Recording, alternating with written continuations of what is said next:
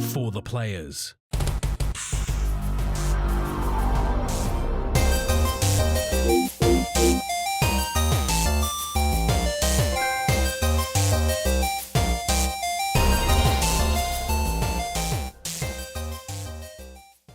Well, this looks different. I'm Ryan Betson. I'm Max Cooper. And this is For the Players, the pop culturist PlayStation podcast with over 50 years of playing PlayStation, like 25 years in that games me combined. I'd like to thank you for joining us in this randomly in-person PlayStation podcast. This PlayStation conversation will happen at any moment when our hardware will allow it to. Hopefully, it's on Sunday night, but it normally always comes up on a Tuesday morning at 8 a.m. on podcast services, including Apple Podcasts and Spotify, and 9 a.m. on those YouTubes. If you'd like to join in future conversations with us, find out why my hardware is dying, come and check out our socials, Facebook, Discord, Instagram, and X. Those links can be found in the description below. If you want to join the conversation as it happens, head over to twitch.tv/popculturist. We watch us record this show live, where you can jump in the chat and become part of the show. If you want to support the show, you can tell your friends, tell your family about this PlayStation pod. If you are listening to us on podcast services, be sure to give us a 5-star rating and a written review. Watch us on YouTube, be sure to like, subscribe, leave a comment below. I endeavor to answer every single comment. And if you want to support us financially, you can at patreon.com/thepopculturist, as well as our merchandise store, popculturist.com/shop, where you can buy shirts and other assorted shit with our logos on it. Dude, yeah, for those playing at home and those that are watching on the YouTubes, in an interesting turn of events, Max and I are in the same room recording the show again for the first time in 4-ish years. Yeah, and since pre-pandemic. Yeah, pre-pandemic. Pre-pandemic. Yeah, but look, for those who've been playing along, you would be aware that both Max and I have had a string of computer-related concerns over the last couple of weeks. Mine's resolved. Yours hasn't. Yeah, so it turns out that a couple of years ago, Intel released just a bunch of shit processors, and that one happened to be in my computer, and surprisingly, it lasted as long as it did, and it is now dead. So what's the dealio? Like, what's the process you're talking about? What happened? So essentially, well, it's just degraded. It's just degraded way faster than it should have. It's not overheating or anything. It just doesn't want to work anymore. So whenever I boot my computer up, it'll play nicely for a little while, depending. Normally, it's long enough to like run an event log to see why it shut down, and then you just get critical hardware failure, and I'm like, rad. And then it specifies it's from the processing unit, and you're like, cool, love that one. So I had to do, because I got a pre-built at the time because my last computer blew up and it happened to be recording day. So I drove all the way down to Sunshine to pick out a shiny new computer. I remember now. So I rang them and I'm like, hey, I cannot for the life of me find my invoice. Can you help me out? They're like, yeah, no worries. Turns out the computer's only 2 years old, come like February. Yeah, that makes year. sense. Yeah. So they're like, all your components themselves are under warranty, but your system as a whole is no longer covered under warranty. So you'll have to pay us to test it to make sure that it's not working, but then we'll fix it for free. So I have to trek down to Sunshine to take my computer back because I can't just take it to a local Centacom store. It has to be a superstore, and then they transfer it to a different Centacom superstore anyway. So I'm going to find out if I can just take it straight to that one and like cut out the middleman. And where would that one be? Maribyrnong. Oh, that's not so bad. So from my place, it's an hour and 4-minute drive to Sunshine Centacom. It's an hour and 8-minute drive to Maribyrnong. Oh, that's much nicer. So yeah, that's doable. It's not even that bad. So I might see if I can do that.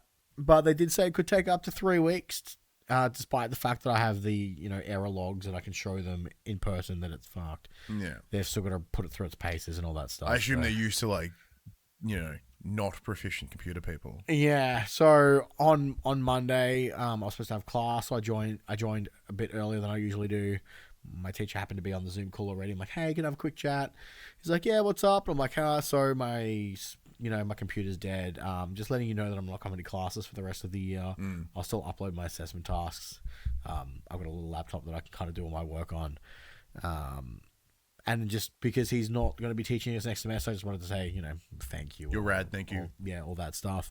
And he's like, thank you for letting me just run ahead. He's like, it might be time to upgrade. I'm like, it's only 2 years old, man. Like, I don't think it's that. Yeah. I don't think I need to upgrade yet. But God, it's just sucked. And then that evening, I'm like, oh, I'm just gonna sit down and play some relaxing Elden Ring. And then I get the message of your PlayStation Plus subscription has expired. You can't play. And then I cried. And then I realized that Rocket League's a free to play game, so I just played the shit out of Rocket League. Nice. Played Rocket League and Fortnite. That's what I've been reduced to. Well, look, with desperate times, bring desperate measures. God forbid I play any of my backlog games that don't require an internet connection. But like the problem that you have is, no, because your internet's not a problem. Like, because you do the console sharing with your parents, so that wouldn't be a problem. But that would be a problem for your PS Plus. Yeah, that's a downer. But yeah, other than that, like, what's going on, man? Not much. My mum's down at the moment. We're in the Christmas spirit, doing all that stuff. School wraps up this week for my daughter, which is crazy. Yeah, that's a very good point. This is the first year your kid's been at school. Yeah. How does it feel? Like you're now old. Great. I know, right? My son's in what, grade 4 next year? Oh my God, my son's in grade 4 next year. Oh no. Basically college graduate. Oh, he's getting pretty close. He's doing well, but yeah. How has she found her first year at school? Yeah, I mean, prep's pretty chill. She's pretty easygoing, so But did she enjoy school? Though? Yeah, she likes going to school. She'd prefer being there than being at home. So, well, that's a win. It's a win. But yeah, other than that, yeah, not much is going on, man. It's just I'm going through the motions at work because I've emotionally and physically checked out. Well, that's the big thing, right? So this is the final episode of For the Players for the year of 2025. We're going to take a couple weeks. You're going to take some time off. I'm just going to work the whole way through because I'm poor. To be fair, I get 3. What is it? I get between Christmas Day and New Year's Day, so I get the week. I don't get that. I think I get like Christmas Day. Yeah. And that's might be it, I think. I know I'm working Boxing Day. I know I'm working Eve. I don't know about like New Year's yet. I'm working twice on Christmas Eve. Twice. So I'll have to go in the morning of and do my usual shift. Oh, and then and then they want me to come in and just do a few quick things in the evening. Yeah, so there's not crap sitting in the office for a week. Yeah, summer. But we will be back probably week of the 13th.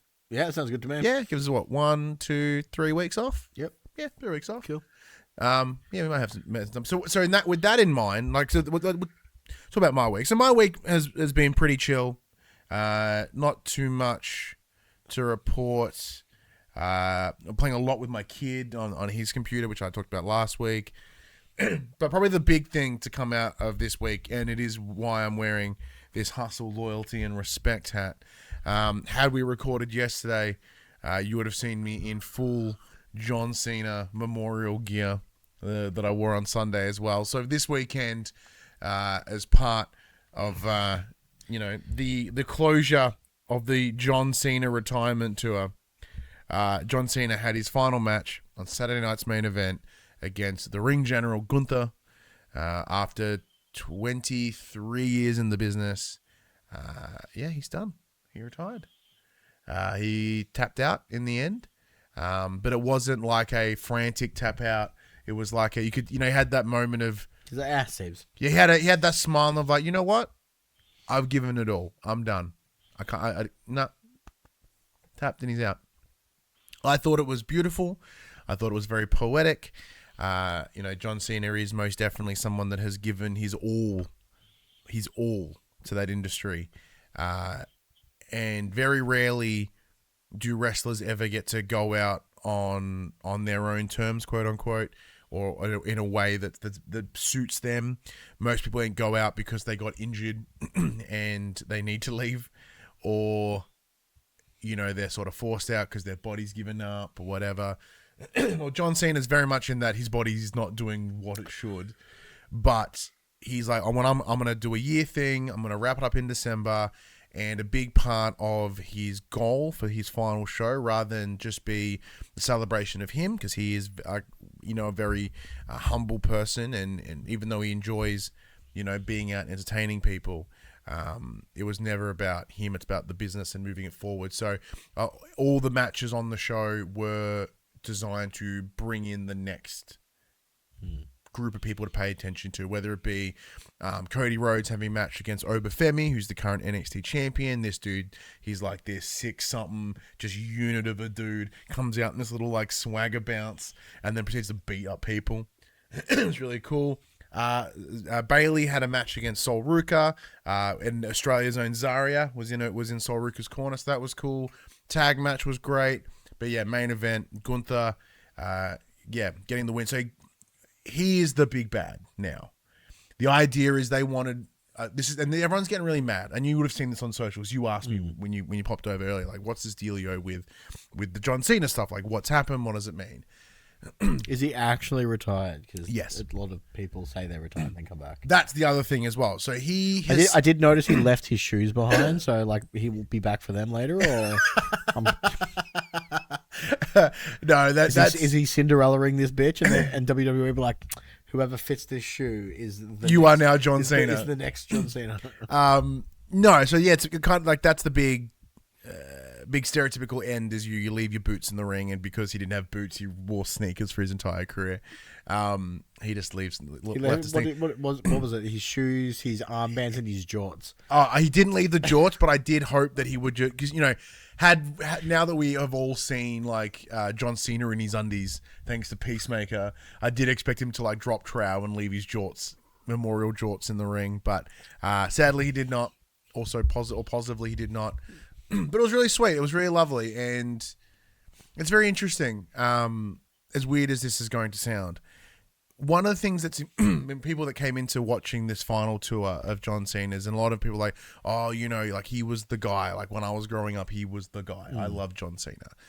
As someone that didn't start watching wrestling until 2018, 7 years ago. Like John Cena never had the opportunity to be my childhood hero or a childhood inspiration because I didn't watch when I was a kid. But what's really fun for me is now looking at it as an adult. There's a lot of things that I see in John Cena and how he presents himself and how he looks at the world and the business that he's a part of, and it is truly inspiring to me. Like he tackles everything with such a humility, with such a care and consideration for people around him, as well as himself, because you can see that he's certainly come through a very long journey of self as well. He talks about how there's a clip, I think it's on Jimmy Fallon, where, he has like two watches. He has like a pocket watch, and one pocket watch is, there purely for perspective. It's one side is to remind him that he is enough, he is of value. And, whenever he feels imposter syndrome, he can look at it like, no, you should be in this space. And then the other side is about like, hey, calm down, dude. Don't get too big in your own head. It's just really kind of a cool idea. And as he finishes up, he is over 650 Make-A-Wish visits, the world record from anyone.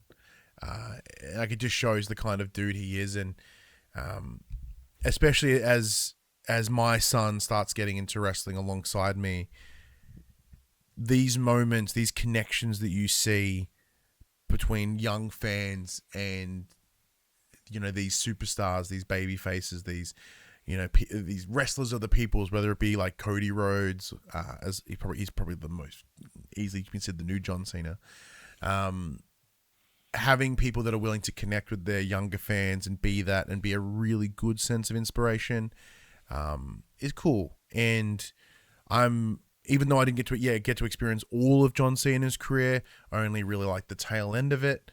Being lucky enough to go to Perth, was it last month before, and see him wrestle in person for the first and last time in Australia for me, was huge. It was really powerful. It was a really lovely moment, and without any shame, I cried so hard on Sunday. Like I cried really hard, really, really hard, because it was a lot. I'm not really good at finales, and then later on, as we discussed, I then transitioned into one of my other finales on Sunday. We've talked about it here on the show. I separated from my wife 4 years ago now. Over the weekend we signed the divorce papers. I got to send them off to be processed, but so there was like a double. I think knowing that I was going to do those documents later in the day, and then mixing that with the ending of John Cena and just the whole finality really kind of fucked me up. It's a bold strategy. It was a bold strategy. It did not really pay off for me emotionally. But yeah, thank you to yourself for giving me a little bit of time. We didn't record Sunday, and then coincidentally, your computer. I was going to say, shit itself. to be fair, had we recorded Sunday night, computer would have shat itself like during the recording. Just during the recording would have been, yeah. So So yeah, it's interesting. Like, I guess like for you as not being a wrestling fan in any sense, like you still know who John Cena is, and you understand this moment, right? Yeah. As much as you can. As much as I can. But yeah, it was cool. John, like, I get it. You know, it's just one of those things. Like, he's obviously been in the space for a very long time, and then COVID happened. He's like, I'm not doing some movies anymore. Best be doing some wrestling. It's pretty much. It's very similar like The Rock. Whenever The Rock's not doing a movie or a movie didn't go well, he's like, I'm gonna go wrestle again. Yeah. But John Cena certainly plans on like keeping to his word and wrapping it up. And there are very few people that have, and there's a number. There are still some that have, and it was cool, and I enjoyed it. I liked being part of the history of it. He does look old, because he fucking is. Like, it looks like he's seen some shit. Like, you watch him backstage as he sort of walks with his wife after the match, and he's got that weird like butt out, back stiff. Like his lower back is killing, and he was just kind of wrapping it up, but. Outside of that, week's been pretty chill, just working. Being a Christmas casual over in retail over Christmas. Funny enough, it's in the name. Is a challenge. I've forgotten how like sensory intense working retail is, but it's good. I enjoy it. And it's working in tech retail at JB Hi-Fi has been really fun. Especially when I get to work games. So like, what do you know about this? I'm like, fucking everything. Let's go. I've learned a lot about vacuums recently. Oh, yeah. Yeah, they're really boring. But people care about them. Some say they suck. Some say they suck. Oh, I was tempted to go there, but we did. But yeah, other than that, so we got no Padge this week as well. We were going to do the all three of us to wrap out the year. However, once we told Padge, like, hey, we might have to do this part in person, he went, cool, no worries, and proceeded to pull down his entire set to rebuild it. I'm like, that's not what I meant, Padge, but that's okay. That's okay. Seasonal Padge will continue. We will return in the new year for that. But before we jump into that, let's get into the section where we talk about what we have been playing. Max, this is a game, like the first game we're going to discuss here is one that we've had, excuse me, for a little while. It's been one that whenever we've in the last month, we're like, oh, there's one game that we can't talk about. Yep. It's been this. It's Skate Story. So big thank you over the team at Devolver Digital Australia and PowerUp PR providing us the review code of Skate Story. Skate Story is now available on PS Plus. It's extra, which I didn't know about, so I jumped on the code. I was like, yeah, sure, this looks great. But as we always do, because you are commonly more eloquent than me, or at least you can condense your thoughts into a shorter. I have not played this in a hot minute. All right, well, in that case, what do you remember Skate Story to be about? So I think I played through to chapter 2, and my memory of this was I was skating because I was hungry and wanted to eat the moon. Yes. So, excuse me, at its core, yeah, it's correct. So you are a demon. Yes. And you have this you're a demon with this insatiable hunger, and for whatever reason, your desire is to eat the moon. Or the various moons. And you are made of glass. You are made of pain and glass. And you're on a skateboard. And for whatever reason, your ability to travel through these various circles of hell is on your skateboard. A couple of things that are very different. It is a little more skate-like compared to Tony Hawk. However, it's not as simmy as skate. In that, you don't have the same level of flick precision, but it's more about you control where your left and right. So your trigger. So your left, you skate goofy in the game, and that's kind of its main choice, which is interesting. Your left triggers, like your back but L1 and L2 are your left foot, and your R1, R2 is your right foot. So yeah, one trigger does like back, how do I, it's like scooping it. One other one does the flippy part. It's very interesting. Like, it's easy to, like, it's really cool and intuitive to play, but explaining it seems really bizarre. It's almost a rhythm game too, to a degree. Yeah. Well, you want to touch upon that because that's one of the first things you identified.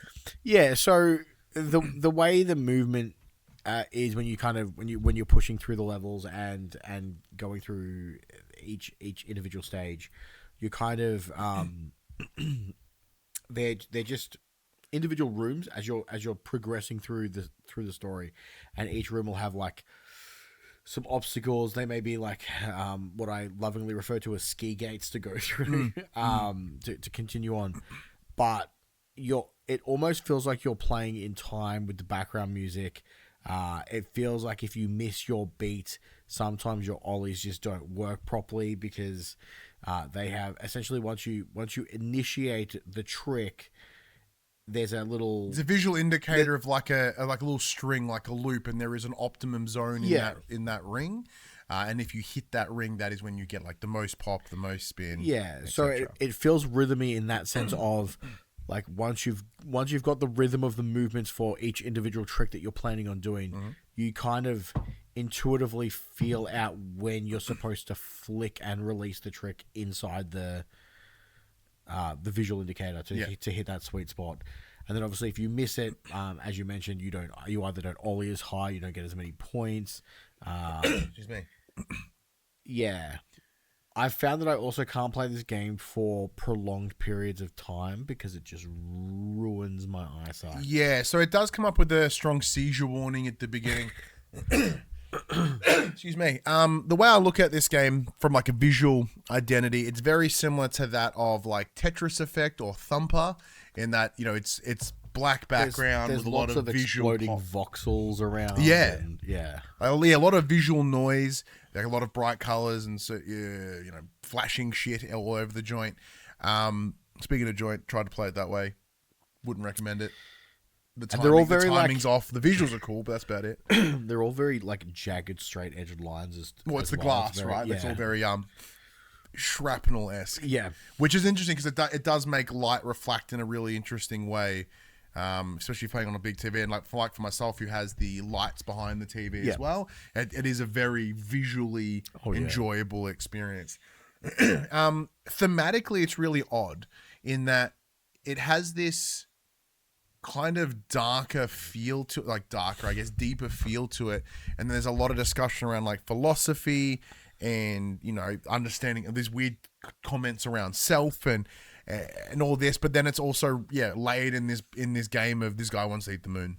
Yeah. So it's like, it's really like irreverent, but also really deep at the same time. And I find that I wouldn't call it a juxtaposition. I don't think they're like they are into like two. They're not like two. They are two sides of the same coin in that the silliness of the setup allows for the philosophical stuff to fit freely and not to feel real preachy. Or to use an example of a game we're going to talk about soon, like Control. Right, Control had this real heavy lore in the background, and most of that game you go, I don't know what's happening. Where this, you kind of go, okay, cool. Well, it's the setup of the silly, and you can kind of feeds in these philosophical concepts in like a real surface level sort of way so far. So I'm in the third area, I think.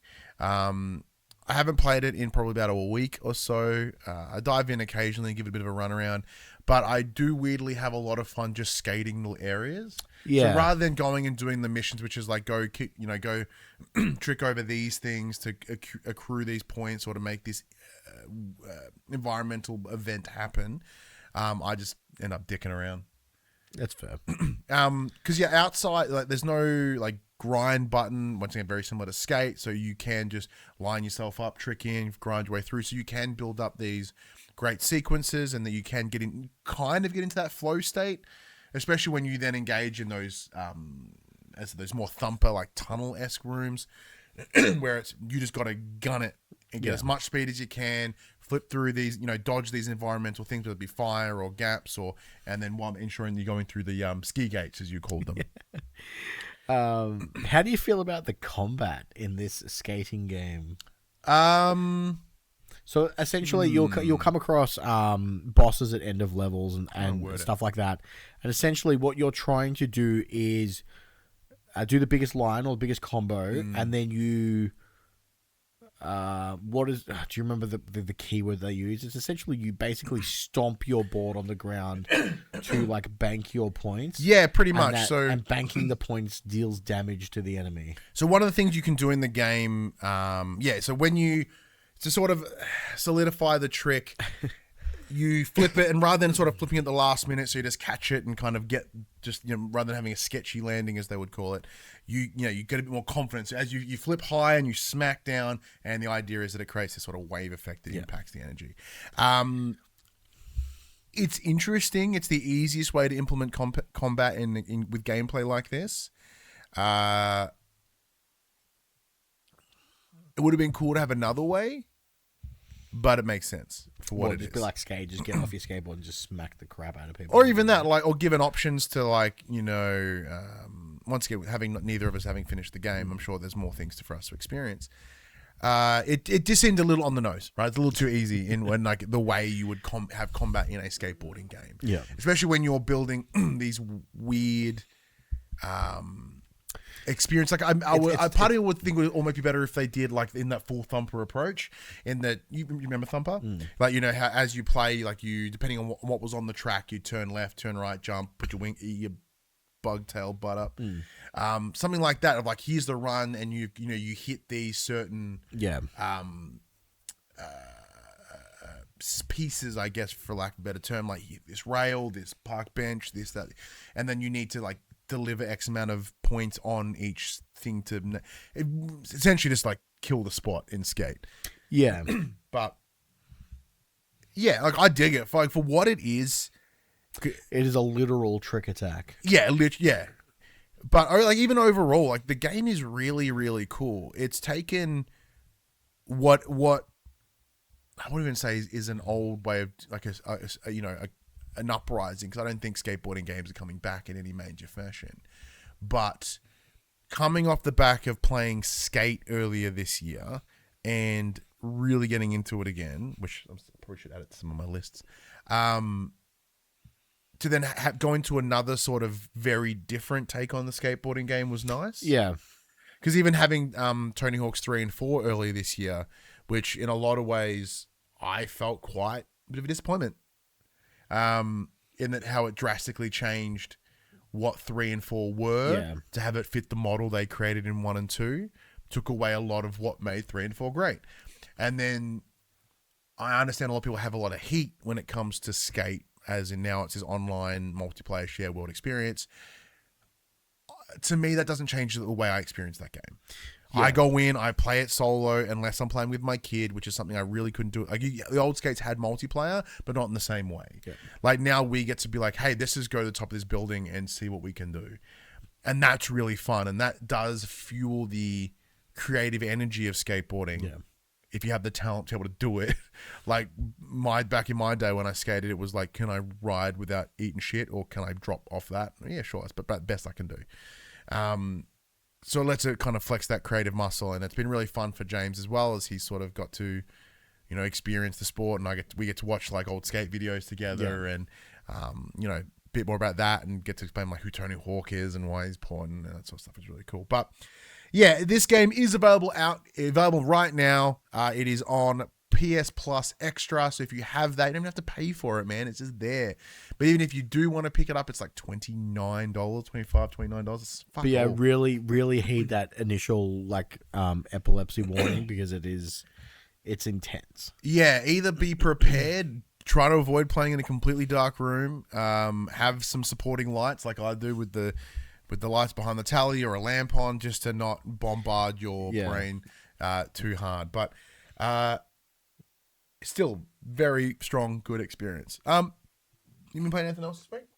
No, not really. with family down at the moment, I'm kind of making the most of it. I'm still, chipping away at Elden Ring with the new expansion that's come out. Let's jump on that. So you touched upon it a little bit last week, but you were under the time pressure. Now, we do have time pressure today, but it's different. So rip it up. Let's go. With the expansion, I mentioned last week, or the week prior, that 2 new characters and the new shifting Earth, which is essentially just a completely new map. And the map has the same as the base one, tons of POIs. It's still got the arcane towers. It's still got the churches for the extra flask uses, and has all that stuff. But the big gimmick for this one is there are essentially living crystals on the map. There's about 8 of them, I think, from memory. You need to destroy 3 of them. Once you've destroyed 3 of them, a little marker will appear on your map. You go there and you get the map buff, and then it'll also allow you to tackle the 3 towers, or the 3 divine towers on the map, without losing half of your HP permanently, which is great. The problem is there are 3 people that play Elden Ring in my experience. There's the people who want to lead and want you to follow them. There's the people who will follow, and then there's the people that will do whatever they want, regardless of what everyone else is doing. Chaos. Just fucking chaos. It's kind of like all 3 characters in GTA 5, really. So, and most of the time, the people who want to lead think they're better than they are. So they're like, we're going straight for the towers regardless of the crystals. I am curious to see where Max thinks he sits. I follow. Okay. I'm just going to try and keep these pricks alive for as long as I possibly can. But essentially, so the benefit to doing the towers early is you get better. Like, it is a boss rush tower. So you get lots of souls. You can level up very, very quickly, and you get very, very good gear. The problem is, if you go there straight away, you are permanently at 50% lower HP. And why is that? Which makes it because of the curse of the map, because you haven't destroyed the crystals. That's right. Okay. So because of the way the game works in its day-night cycle, the crystals do not appear on the minimap on day 1, but they still exist. So if you just go and explore, you can probably find 3 of the ones that you need, and then you can go get the buff and then go tackle the towers. Okay. On day 2, they show up on the map exactly where they are. So you, like, if you still haven't gotten, you can kind of get around to doing it. So my game plan for this map has always been, on day 1, you spread out, you try and find the crystals. So the second day 2 hits, you can fucking smash out 1 to 2 of the towers before the fog comes in. So just to remind myself, mostly having not played Elden Ring Neightreign, especially even this new mode. So these crystals, these towers you mentioned, do they signify the end of the day, or will the day do it itself? The day will do it itself. Like, there will be a random place on the map where is the safe zone at the end, where you will fight the end of day boss regardless. Okay, so that's separate to the towers. These towers are basically like, you are going to get good gear here. They're just boss after boss after boss. But they're never in the end zones. Like, you always have to tackle them either very quickly or, at the start of the second day. It's the same with, like, some of the other shifting Earths on the base map. You kind of want to try and, if you have a really good spawn point and you spawn close to them, you want to tackle them straight away so you have the most time with all the buffs of the map. And then you can kind of just go and wreck face. But, yeah, it is rough at half HP. It is rough when everyone's trying to do their own thing. The new bosses that they've added, a big boss from Dark Souls 1, Artorias. He had an entire DLC made for him. He's back now with a completely different moveset than he had in the base game, so that took a little bit of learning. The 2 actual Night Lords that they added are quite interesting. I still haven't beaten one of them because it's just bullshit in my opinion, but I'm having a blast. But all of this kind of just goes back to what I said the first time I played this game. It really needs voice chat. Yeah. Like, being able to communicate with my teammates would just make it infinitely better. I've yet to play with a full squad of people that I know. I just have to rely on fucking spam pinging myself as I'm running in a straight line so these assholes follow me. I was like, yeah, so it's like we're going in this direction. So, yeah, I mean, it would be a blast with a full team because, yeah, the new map is just confusing because there's 3 layers deep and there's shit everywhere, and I'm still not quite used to it yet. So, one day, but the 2 new characters are great. They're horrendously They've broken. not been patched yet? They are horrendously broken. People have worked out how to use the scholar correctly now. So I mentioned last week that he's essentially a support character. He's that, but you can use his ultimate ability in a way that you can parry any fucking ability in the game. And it also redirects the damage to the boss. So you I saw a video of someone at level 1 versing one of the strongest Night Lords in the game and just parrying him to death without taking any damage. So if you're good, you can kind of really play around with it. But I'm having a blast. It's still good fun. Yeah, I wish it had voice support. I really do. It would make it infinitely better. Yeah, no, imagine it would. It especially these days with games like Arc Raiders as an example. It has it's the ability to converse with people around you is an integral part of that game. You'd think it would be, right? I mean, just in any team-based activity, it'd be like playing basketball without being able to talk to your teammates. That's a good point. It's a very crude example, but it works. So yeah, it's rough. One day I'll have some friends who are game enough to play this game with me.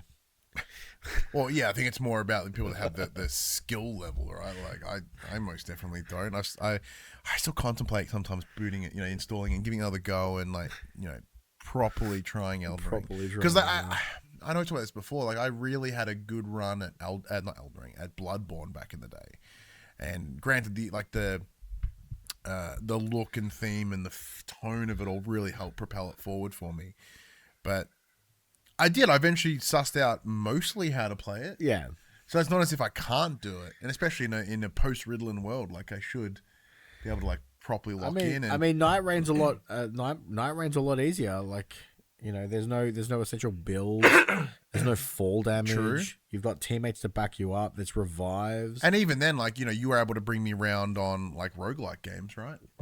Yeah, roguelike games are fun. I'm sure you can probably do that maybe with an Elden Ring. Who knows? Look, I mean, just the fact that you can be revived kind of means you're never out of the action for more than a minute or 2 at a time. Outside of that, what have I? Oh, I'm gonna share this story with you just because it's funny. All right, as I not jot that down. So you know how I've been playing 2 Point Museum, right? Yeah. So a big thing, a team over at 5 Star Games for providing us the review code for 2 Point Museum, even though the game came out earlier in the year. So there's a new DLC at the moment. It's called Zooism, I think. I am up to my 3rd or 4th museum at this point. I've done, the standard, the 2 standard ones, and there's a couple of separate ones. There's one that's marine biology, marine themed, and then there's one that is all supernatural based. You have this old hotel that you've got to repurpose into this supernatural museum. Excuse me. It's pretty simple, straightforward, right? So commonly when you play the game very whether it be 2 Point hospital, 2 Point campus, or 2 Point museum, everything is kind of centrally located. You go into the level and you go, this is your museum. Sometimes there might be blank your empty spot, lots nearby that you could then add additional buildings to and extend your place. But commonly within the within the campaigns, they tend to keep it relatively locked. Yep. Right. So I'm playing the supernatural one. I'm doing really well. It's going solid. I'm trying to get the 2 stars. I've got 1 star. Just popped the 1 star. It's great. Got a bunch of cash up my sleeve. Feeling confident. Feeling positive. Then out of nowhere, my money just starts plummeting. Robbers. I'm like, what have I done? which robbers are a concern. You do have to worry about people nicking your exhibits. But I couldn't work out what it was. For the life of me, I couldn't suss it out. I was like, shit. So I had to go into it's something I avoid doing in any of these like management sims is I try to avoid getting bank loans in the game because, you know, I'm like, if I can't get myself into this point without having to borrow money, I might as well start the level again and go from the start. I didn't want to do that in this one though, because Phoebe and I had playing it together and we built it up. I was like, shit. Like, she's at work, I'm playing in this afternoon. I'm like, I don't know. I think I'm worried about fuck this up. Bankrupt us. Fuck. Like, I fucked this up real hard. Couldn't work it out why. Eventually, I was able to build it in such a way, you know, I shuffled some stuff around, redistributed some things, and everything started coming back in positive, right? So I was able to start paying off the loan and going wonders. But as the missions or the objectives within this museum start ramping up, I should say, I'm running out of room. I'm like, how the fuck does it expect me to do all of this in this one space? I'm like, all right, I'll persist. I'll keep playing. I'll keep working. I'll just keep moving exhibits around, trying to find this optimum setup. That wasn't until like. Are you like TLDR me and you be like, there was a second floor? There was a whole second building. And I had no idea. It was one of those things where like I closed the game, I put the console on rest and I went to work or whatever. Came home that night. We turned on the console because it was a Thursday. So we were going to do our usual WWE GM nights, right? Opens up 2 Point Hospital. I was like, oh yeah, I'll show Phoebe the you know what I've done today. Like I explained that we went bankrupt and then we didn't. So it turns out losing all our money was because the game went, hey, you have a new building over there now, and that cost money, and it did a bit of a setup. And I was because I didn't pay attention to see where it was.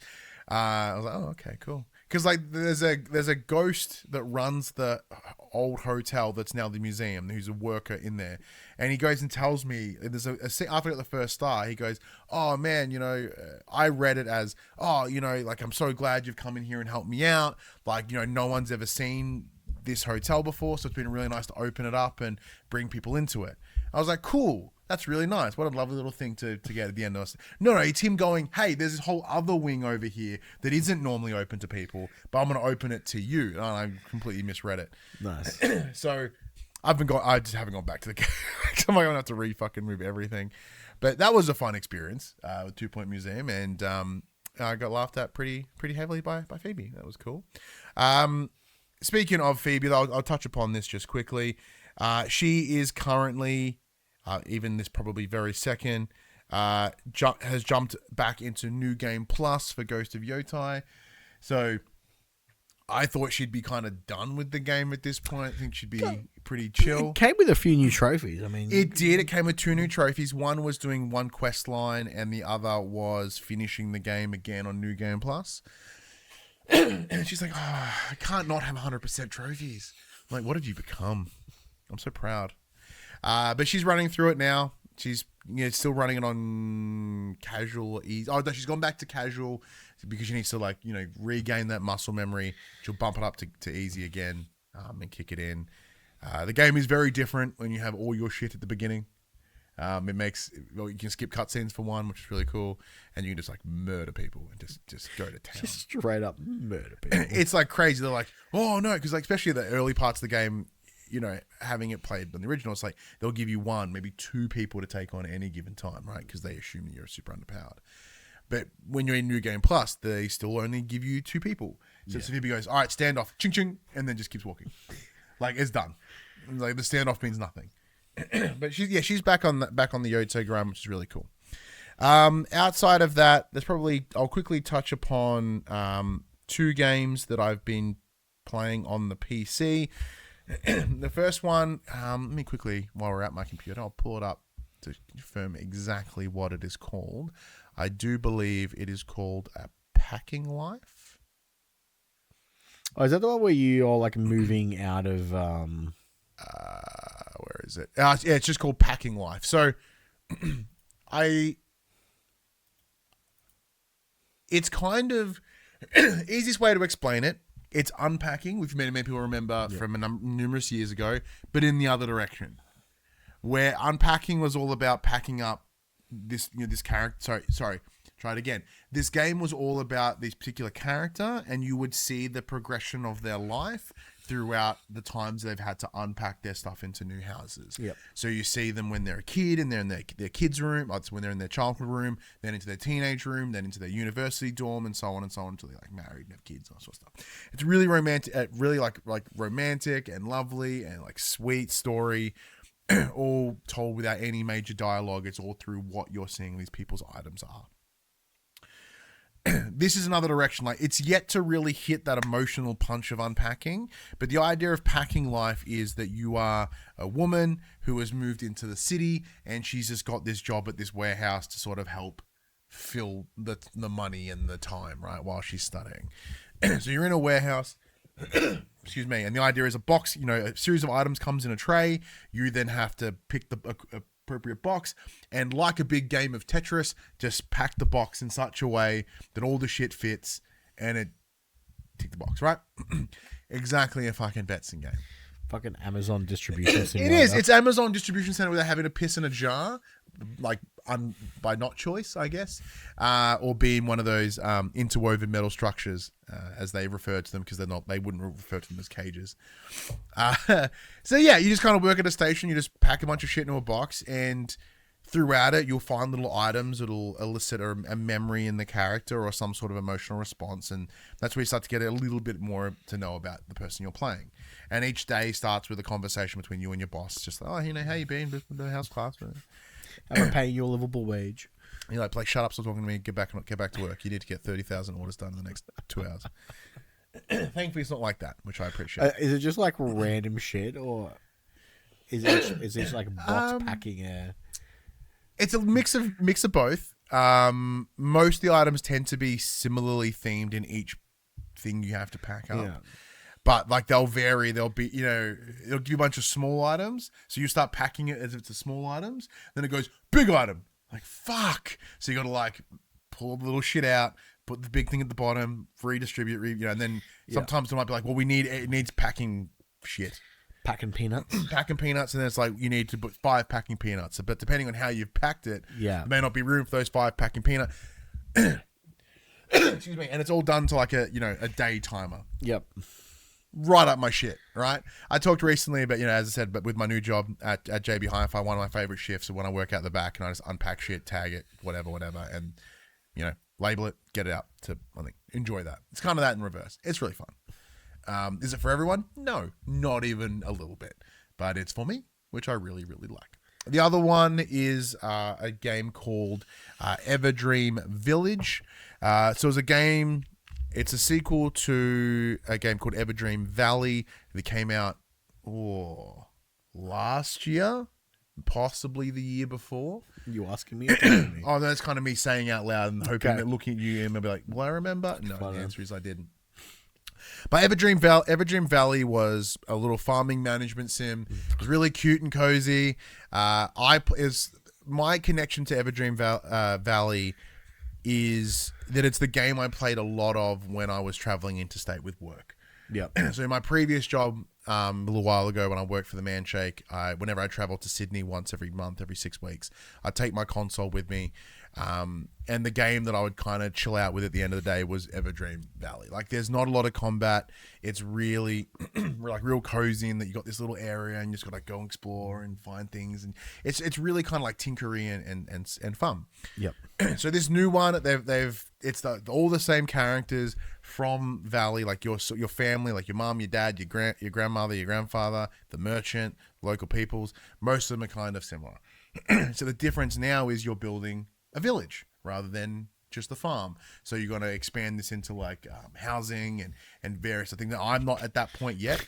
To become like the village slumlord. Yeah, pretty much. So that's my plan. I'm just going to like... Did you get into Stardew Valley? Of course I did. Okay.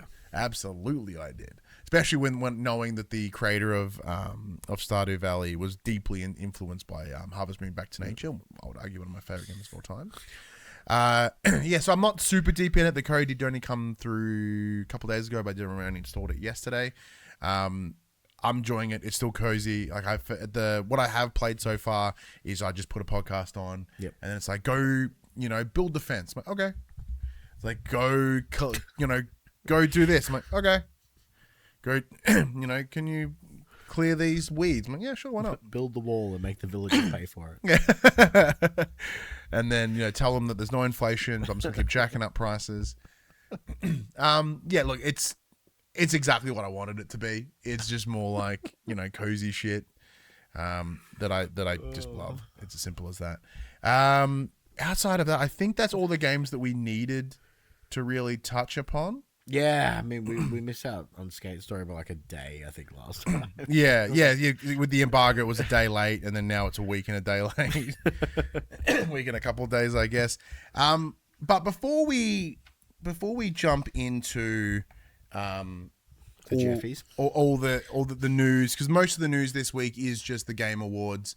Then obviously we'll maybe do our Game Awards, our Game of the Year awards first before we jump in. Fire Hat, thank you. Oh, I should compliment that this was living in a box that because 2 years ago, I received a lovely gift box from 2K Australia for WWE 2K23, which had John Cena on the front. So it came with this Hustle, Loyalty, Respect hat, some sweatbands, which my son now has because he was decked out over the weekend.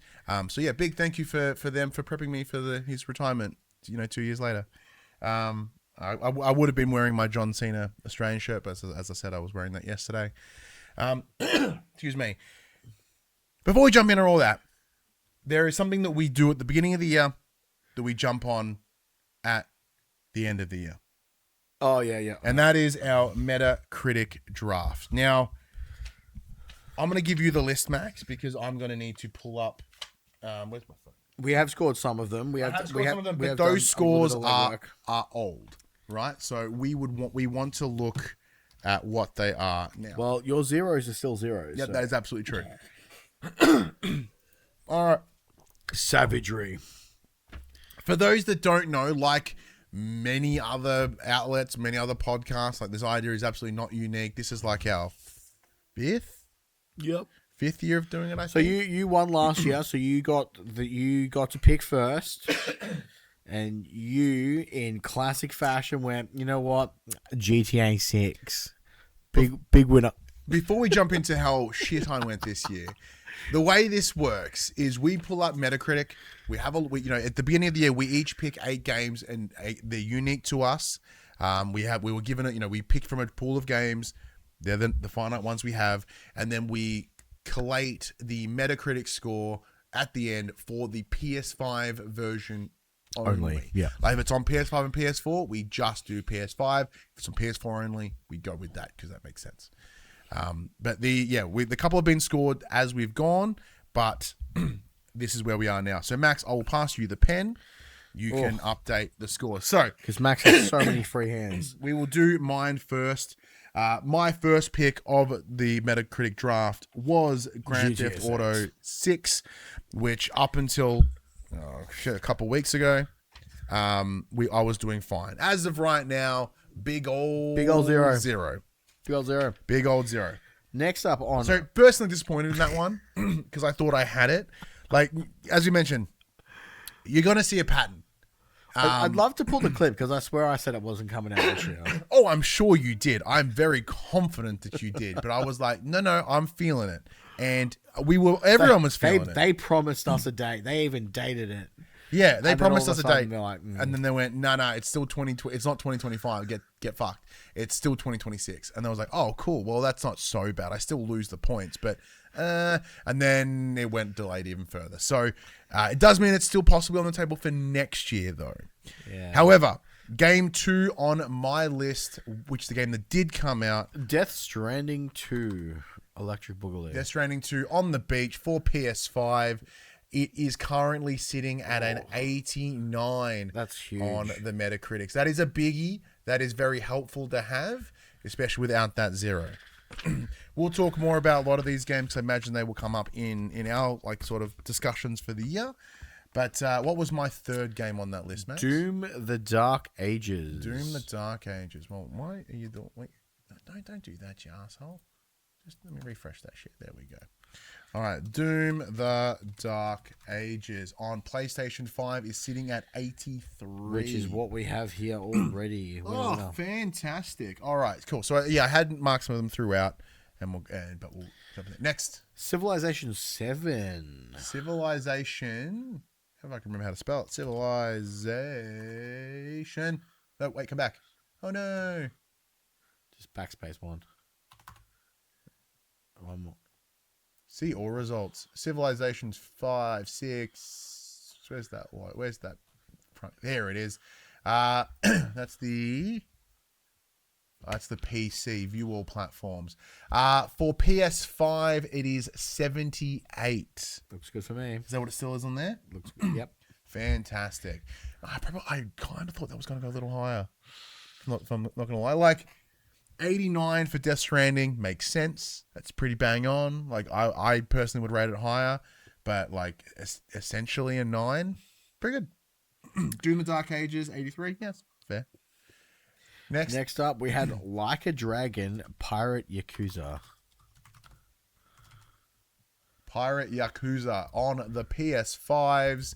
That is a score of 79. Solid. Has that not changed? Not changed. Fantastic.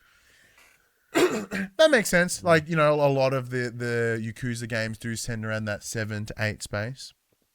Next up, we had The Outer Worlds 2. Which is a game that we are yet to play. You played it for a little bit. I've played it. I've played it on PC. Now, sadly, out of all the platforms, Xbox 83, PC 81, but PS5 79. Yeah, here it did not run on PC on PlayStation as well as the rest of the bums things. Next up, Mouse PI for hire. that is next year. That is next year. That is a big old zilch. And finally, I did put this one in there for my own amusement. WWE 2K25. And that is currently sitting at an 80. Which you have there. Beautifully done. All right. Well, let's do quick math. Quick math. All right. So what do we got? So we got a 0 and then an 89. Oop. 89. Don't even bother with the 0. 89, 83. 83. 78. 78. 79. 79. 79. Yep. 80. Yep. Divided by 8. Hang on. You just, you double tapped, yeah. And then divide it by 8. Yep. An average of 61. Beautiful. Love it. All right. Well, I'm going to prepare my you lose speech. You lose speech. All right, Max, what do we got for you? Monster Hunter Wilds. Monster Hunter Wild. Yeah, there we go. Somehow you managed to nail that. I mean, Monster Gujubin. I just typed it in quickly. PS5 is sitting at an 88. Is that still currently what I noted? Currently what you noted. Fantastic. Higher than I expected. Higher than I expected too. Yeah. The response that have got it. Why'd you put that as your number one pick, if you remember? Because World was a banger, and I just thought Wilds was. And then Rise got a whole lot of love too, didn't it? Yeah. Next up, we had Elden Ring Neightreign. Elden Ring and Neightreign is currently sitting at 77. Correct. That is what we have here. Yeah, fantastic. Next, I thought that would have been a bit higher. Yeah, I thought it would have been higher. I mean, it's higher in my books, but not everyone's into it. A stand Gets it. Indiana Jones and the Great Circle. Indiana Jones. We want specifically the PS5 version, which is sitting at an 88. Oh, it's gone up. What did I note it as? 87. Oh no! At one point, because that's really gonna come down to a point. It's gonna make the difference. It's gonna make the difference. Fuck's sake, you're a bone. Split Fiction up next. Split Fiction on the PS5 is currently sitting at 91. 93 on Xbox. Oh, that's cool. Is it still not? It's still 91. Oh, fantastic. Next up, we had Ghost of Yotei. Oh, nice. 86. 86. Damn, dude. I'll take it. As you'll see, the pattern that normally happens, if you win the previous year, you get your ass kicked the second year. I wish we could break the curse. Here's a poor one for me. Lost Soul Aside. This did not. 62. Oh, better than Ryan's average. Yeah, lost a game that everyone went, that sucks. Slightly better than I did at this Metacritic draft. This one I also thought was going to be rough. Where Winds Meet. Where Winds Meet. Now, we were worried this wasn't going to come out, but it did. Yeah, yeah. And it's sitting at 74. That's fine. That's higher than the PC. That is on 72. And lastly, I had Dying Light, The Beast. I'm so mad that you got all your games out. That is sitting at a 78. 78. Shit. All right, let's do those numbers. So for quick math, we have 88. 88. 77. Yep. 88. 91. Oh, this is good. 86. Oh, no. 62. Oh, no. 74. Oh, no. 78. Oh, no. Divided by 8. 80.5. 80.5. And Beautiful. here is your winner of the 2025 Metacritic draft. It is Max Cooper. Well done, Max. Well done. I Well look forward to done. losing next year. Man. Do I snake GTA now that I've got first pick? Well, this is the fun part. So, like, as of right now, it is just, we wrapped up this year as the two of us. When we return in 2026, it'll still be in the seasonal Padge. So Padge will be part of our Metacritic draft for next year, which may throw a spanner in the works. Yeah, because we'll have to find an extra 8 lot of games. Yeah, for another 8 games that might be worth picking, and also, then pulling from a pool of 24 minimum. It's a good thing that we recently had a show showcasing what games we will have to pick from next year. I was going to say, do you want to do our... Yeah, let's do ours. Fuck Geoff. Yeah, let's do our... Mostly because a lot of it's going to be... A lot of the, Geoff Keighley's Game Awards will be a lot of recapping stuff. Yeah. And we can kind of tear through that. Yeah, I plan to quick bit almost. Yeah, a lot of it will be, this is this game. Yeah. What did we think of it? And so on and so on. So, all right, let's go over here and we do this. All right. So, we are now about to enter our For the Players 2025 Game of the Year discussion. As always, we have 4 categories. Those categories are Game of the Year, Best Independent. The reason we do that is so, you unlike the fucking Game Awards where you can be in all categories at once, apparently. The idea is that we're going to have big hitters for Game of the Year and big indies. There you go. Some would argue that some indies are big hitters, but Yeah, whatever. but I tried to make it a setup so you couldn't just clean sweep this bitch, all right? That was kind of the plan. Followed by not the best game of this year. And finally, the game of not this year. The Josh Saunders in memorial game of not this year, because the former host of the show, Josh, spent more time playing games of not the year we were discussing, so we created a category for him at the time. Where do you want to start, dude? Go game of not this year? Yeah, game of not this year. All right. So game of not this year. Yeah. So the idea is to highlight games that we've enjoyed this year that didn't release in 2025. We normally do about 3 nominees. What have you got? So, the 3 games that I played mainly this year that that aren't from this year are Rocket League, Balatro, and what was the last one on my list? So the idea of this category is for us to identify new games that we've played. But we can't just you can't just give it to Rocket League for the 9th year in a row. Oh, it's definitely not Rocket League. But I know you want so to. I played It Takes Two again. Mute says Destiny. Nah, okay. I know this is the only year that Destiny wasn't even in consideration. Yeah, Destiny's not even in the conversation. No, I think my game of not this year is going to go to my game of the year 3 years ago. What were your runner-ups, and then what were you? So did you have runner-ups? No, I didn't play many games this year. Looking at my PlayStation Wrap stats, I apparently played 100 games this year. I don't know how that fucking happened. Children. Yeah, children. We can touch upon that. The simplest thing would be to say Astrobot again, going through and finishing all of that again with Hadley. Ali's now playing it as well to be part of the conversation. But I think the big standout for me was starting It Takes Two again, but playing with Hadley this time instead of yeah. Ali. So that was a blast from the past. How did she find it? She's not so good at twin stick shooting yet, so there was a lot of controller swapping, so I could do the shooting parts and then we'd swap back. And Nice. Yeah. But she got there. We did because she's watched so much gameplay of it, she basically we speed ran the first level. She's like, I know exactly what to do. I know exactly where to throw the thing. I know exactly how to kill the vacuum cleaner. I'm like, okay, let's do it. Mm-hmm. You take the lead. So she had a blast being telling me how to do the thing that I know what I'm supposed to do. But she got a kick out of it. So nice. For myself, one of them is it's always The Witcher. It's never The Witcher. It's fucking never The Witcher. I've barely played The Witcher. This is a runner-up, mostly because I know it can't win, because it is a game that I have been playing for multiple years now. I thought you were going to say it was a game that came out this year. No. That's against the rules. That is The Elder Scrolls Online. Fair. It always gets a love.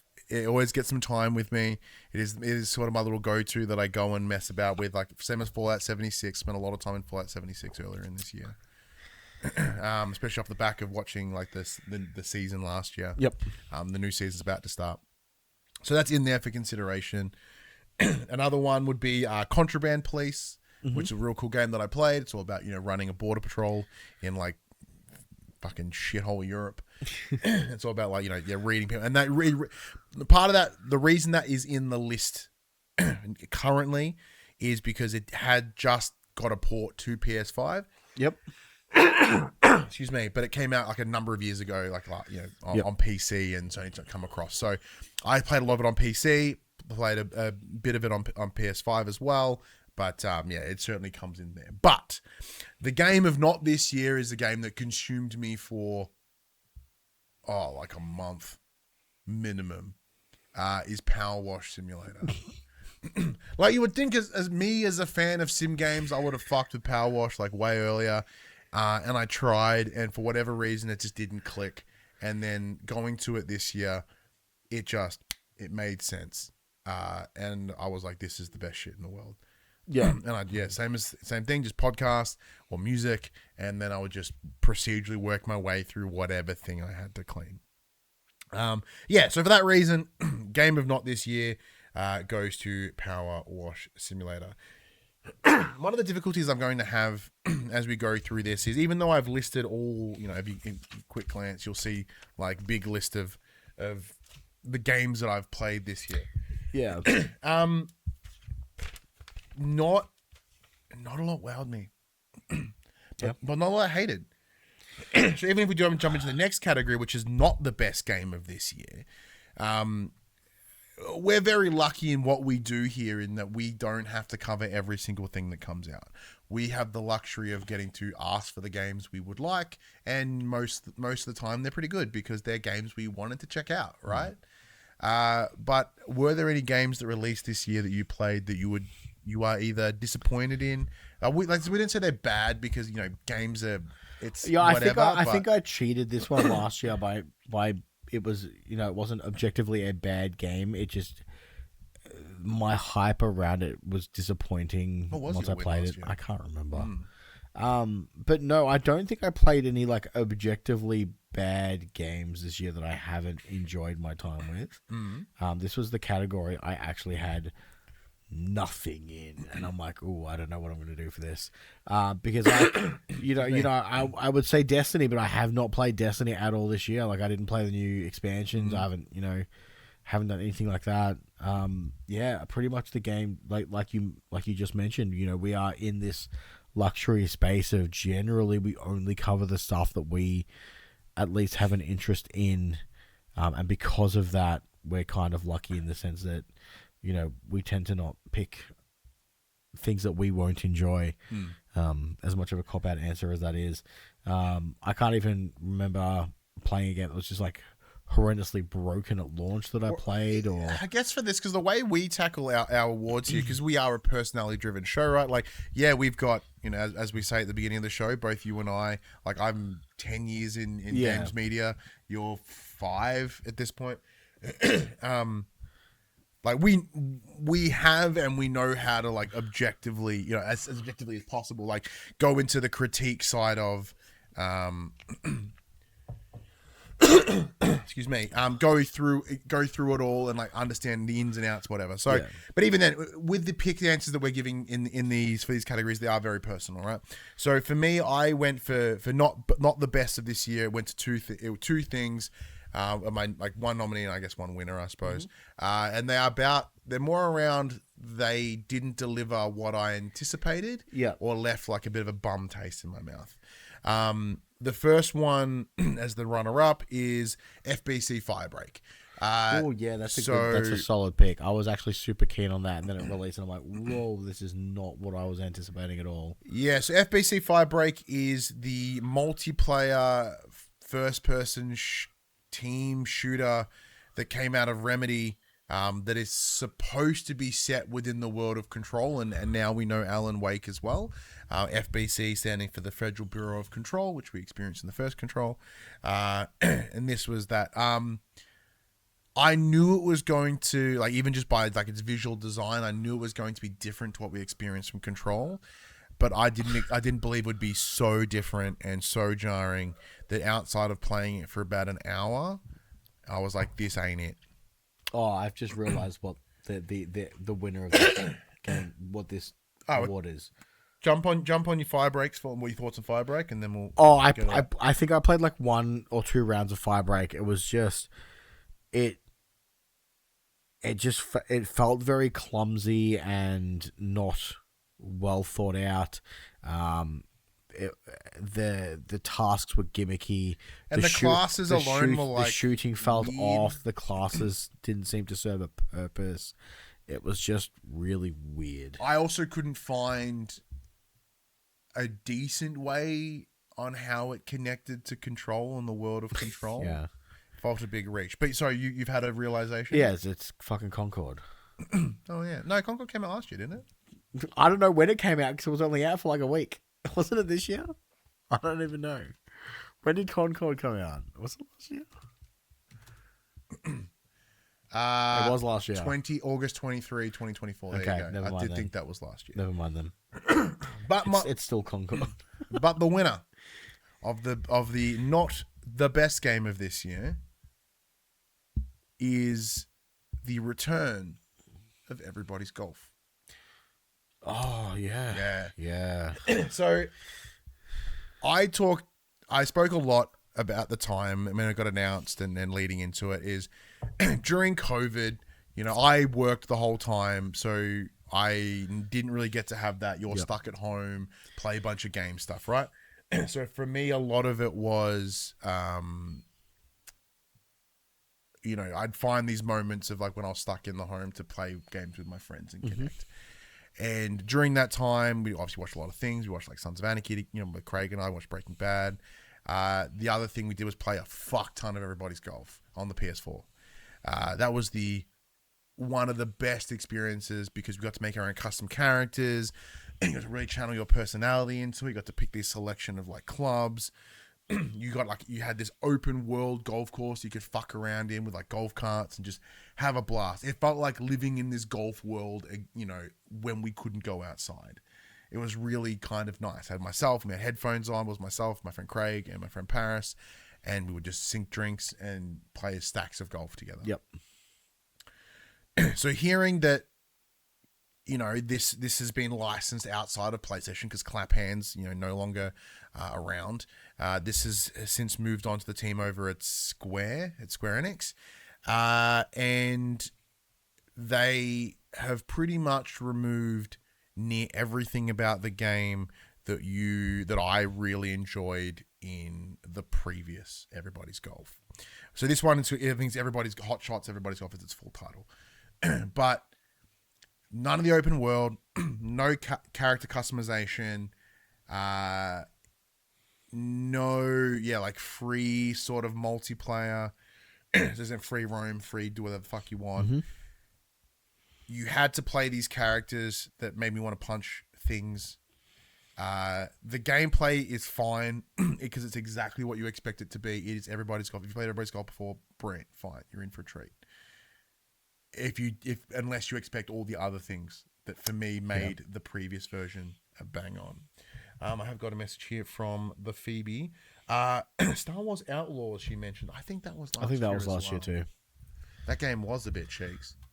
But I think that was. I'm pretty sure that was definitely last year. Star Wars Outlaws release date. The release in August 30, 2020. Just after Concord. Just after Concord. So yes, that was last year. But good memory, Phoebe. That game was butts. So yeah. I wanted it to be really good. I had an expectation in my head, I guess, of what everybody's golf could have been, what should have been. And it got mostly there. It's almost like the best example of a 5, right? Like it was functionally great. It worked. It played.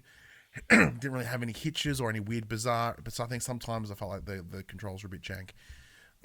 But like it was by design a functional game. Yeah, it was just missing big hunks of the things that would make it awesome.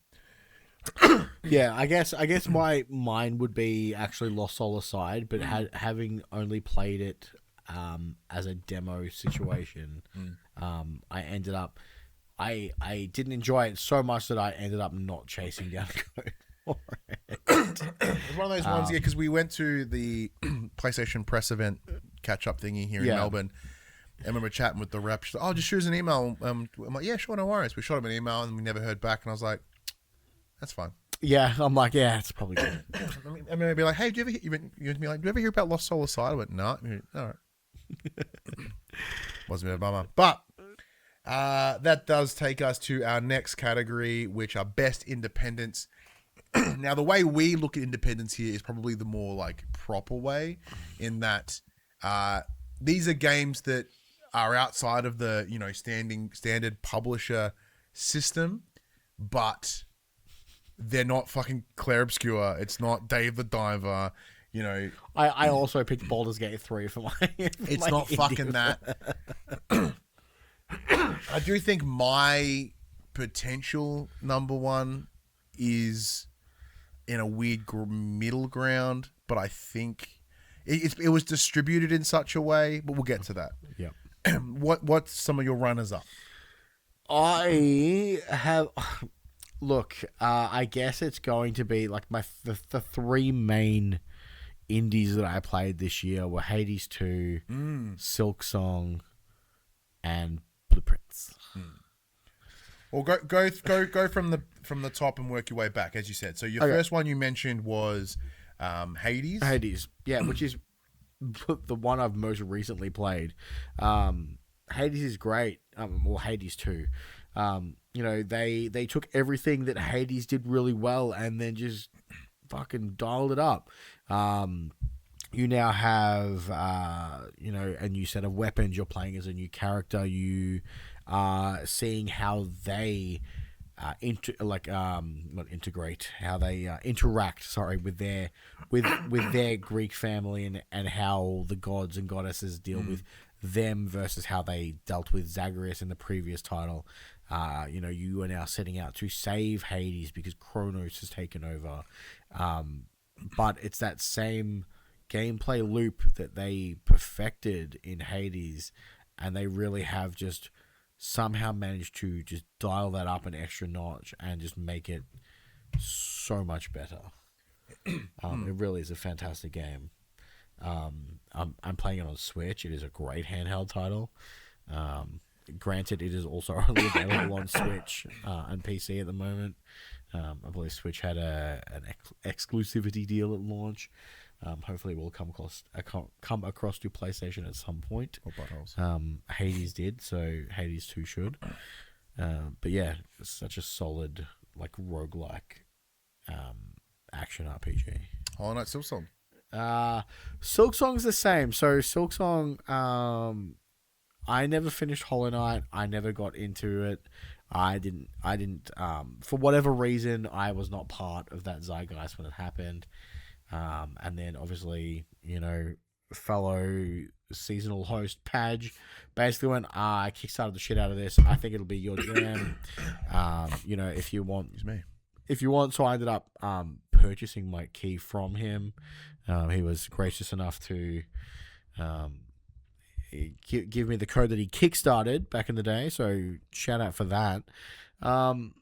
It's a solid 2D platformer. It's a little bit different from Hollow Knight in the way that the protagonist kind of tackles movement and stuff. It's all directional rather than like it is, up, down, left, right. Yeah, it's not it's on the diagonals now as opposed to the verticals and horizontals. But it's still a solid game. The story unfolds differently depending on how you play through it and which directions you go, the tasks you do, the paths you take. I haven't finished that one yet. It kind of once I got Hades 2, everything I kind of got put to the side. But again, another solid puzzle platformer. It's got tight combat. Art style's fantastic. The music is great. Just the ambience from going from point to point. The only thing is, it is brutally punishing if you. Some of the runs back to boss arenas is just brutal. Like one of them is like 10 to 12 minutes to get back to the boss room from the closest bench. And then you've obviously got to dodge or kill all the enemies along the way back to the boss. And still have a decent enough health to tackle that. It's just it can be very frustrating at times. So excellent. Well, before we jump into yours, and as we know what your third is, let's go through mine. So I've kind of cheated on one of my runners up, right? Because the nature of the games that I enjoy outside of the the AAA bangers. Yeah, outside of the AAA bangers, I spend a lot of time in like simulator game territory, right? So one of my nominees is just all the sim games I played this year. That's fair. You've played a shitload of them. So. I played a fuckload of them, and the reason I'm not picking a particular one or highlighting one specific is because a lot of them are very similar. Yep. Because since Supermarket Simulator sort of came in and set the scene for this new resurgence of simulator games, it's allowed me to play, like that. I've been playing a butt ton of Fast Food Simulator with my son. TCG Card Shop Simulators got a fair smash in. Tabletop role play game simulator, that, and what the list goes on and on of all the various sim games I played this year, and all of them are made outside of that standard system. They are all independent little dudes that have made these real straight up AA games, that has these gameplay loops that tickle me and get me really excited. So I had to acknowledge all of them. The other is another sim game, but it's a sim game with a difference. I have talked a lot in the past about how I randomly fell in love with Drug Dealer Simulator, and then this year a studio came out and released a game that took all the best parts of Drug Dealer Simulator 1, smashed some stuff from Drug Dealer Simulator 2, and put it in this really interesting art design, and took away a lot of the real life aspects of it, and that was Schedule 1. So Craig and I spent a lot of time in Schedule 1, which was probably the big part of why it sits in my top 3, is that most of the time it was Craig and I playing together, trying new strain, building these new strains in the game and finding new ways to distribute. Because Craig and I have learned, and when we play sim games together, is that he does the intricate shit and I do the crazy shit. So for Schedule 1, he was the one fine tweaking the production process, and I would grab it and then just run around and deliver it to places. Sounds like when I play Minecraft. I'm the guy who makes the redstone contraptions, and then someone comes and makes everything look pretty around it. So it's just like this horrific mess. Like, but it's interesting, like with a game like Fast Food Simulator, like I'm the guy that works at the back. I'm the one that builds the burgers and does all that shit, and he does all the running around on the other part. I don't know why we switched that around, but for whatever reason, that one's a bit different, I guess. But Schedule 1 had a really, really good bit of fun. But the game that you picked as your number one is also my number one. It is what I would consider the best independent game of the year. The reason I'm like on it is because it was distributed through PlayStation Plus and Xbox Game Pass, but I guess it wasn't, in some ways was funded by that. Yeah. But it was produced outside of that. So that is Blueprints. I do forget the name of the studio behind it, but I'll let you go. Look, Blueprints just kind of did something so different that I had never really experienced before in a game where I'm a big fan of escape rooms, and this felt like I was building myself out of an escape room with each different room that I placed in the manor. And that to me just was such a cool concept of like, I had to not only track my steps because you had a step limit, you had to track which rooms you were going to place in which corridor of the manor as to how they were going to link up to the next ones, how you had to, how they would affect your steps, what resources you were going to be able to get for them, and how that would help you progress through to where you needed to go. I'd never played anything that made me have to kind of navigate so many different things for what seems like just a simple, straightforward path of getting from point A to point B. Yeah, I like that. That's really cool. And then it turns out that like you could also go to point Z outside of the manor and not do anything inside the manor. And there's a whole other like once you beat the first objective, it's like, hey, there is a whole nother game for you to play. And then once you did that, there was a whole nother game for you to play again. I didn't get that deep. I'm not that smart, unfortunately, but it was such a fascinating title, and it really did kind of, I felt, bring something new to the table. Not since The Witness had I played a game where I needed to have like a journal, where I needed to have a book in front of me or papers, or in this case, a lot of pictures on my phone, to best like understand the game and how it works and how it communicates. Right, Blueprints is important in the games we played this year for a number of different reasons, outside of everything you've just listed. But it's also one of the games that brought like Phoebe and I together, in that it tickled her fancy in a number of ways, so much so that she beat it without me, by accident, to her credit. But it's now a good story. So we would have all this. We had such a good time playing it together, and trying to suss out these riddles and plan how we're going to do it, and read the instructions, and then, as you said, like manage all the little idiosyncrasies to build to find this elusive room, which I'm still yet to see, but I assume it's cool.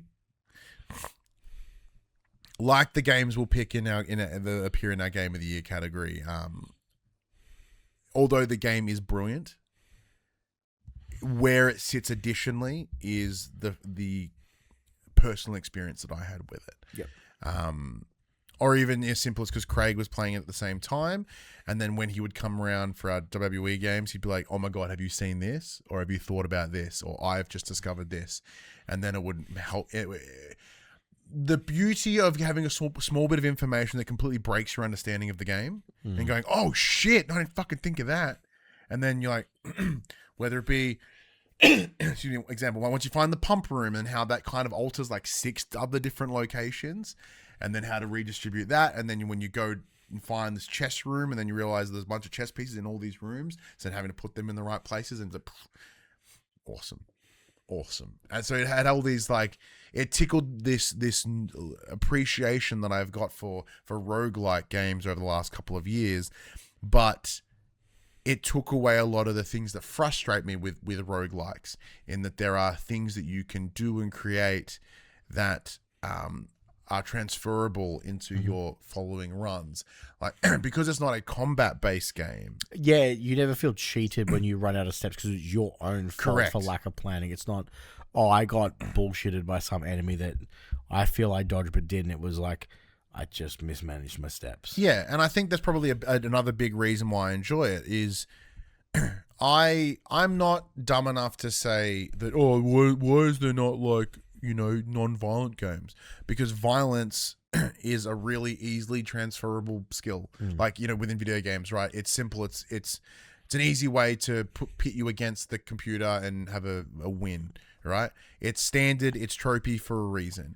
So whenever you can find a game that is able to present itself in a non-combat way and still be really engaging and really interesting, it says a lot. And yeah, as you said, unlike games, you know, like Elden Ring or whatever, any of these Soulsborne style titles which shit me to tears, or even Returnal as an example, is that you could have everything, but you are then impacted by the, you know, the random RNG of the enemies that appear. So like it's taken like that, it's not taken away from you, right? You don't, the progression is limited. But where here is, I'm like, you know, every step, every bit of information I gain is solely on me. And if I don't understand something, then it's on me to interpret it or find a new way to interpret it or to crack it, I guess. So I really enjoyed that as a different way of experiencing a game. And yeah, it was just fucking sweet. I really enjoyed it. So I wonder how it ends. So let's get into our final category, which is the game of the year. Now, normally we open up the nominations here, I guess the collective pool of nominees up to 5. However, this year I was really unable to get 3. I've got 3, and I still, at this moment, do not know which way I'm going to order them. Would you like me to start? Sure, why not? All right, so this one I've put on here not for my own personal experience, but for the experience of those around me, right? And that is Ghost of Yotei. So I myself have still only put like however many hours my save was like 10. However, I'm putting this in the list because it deserves its recognition for its impact on my partner Phoebe and becoming the game that she's literally playing right now. This very second. She's playing New Game Plus, as I said.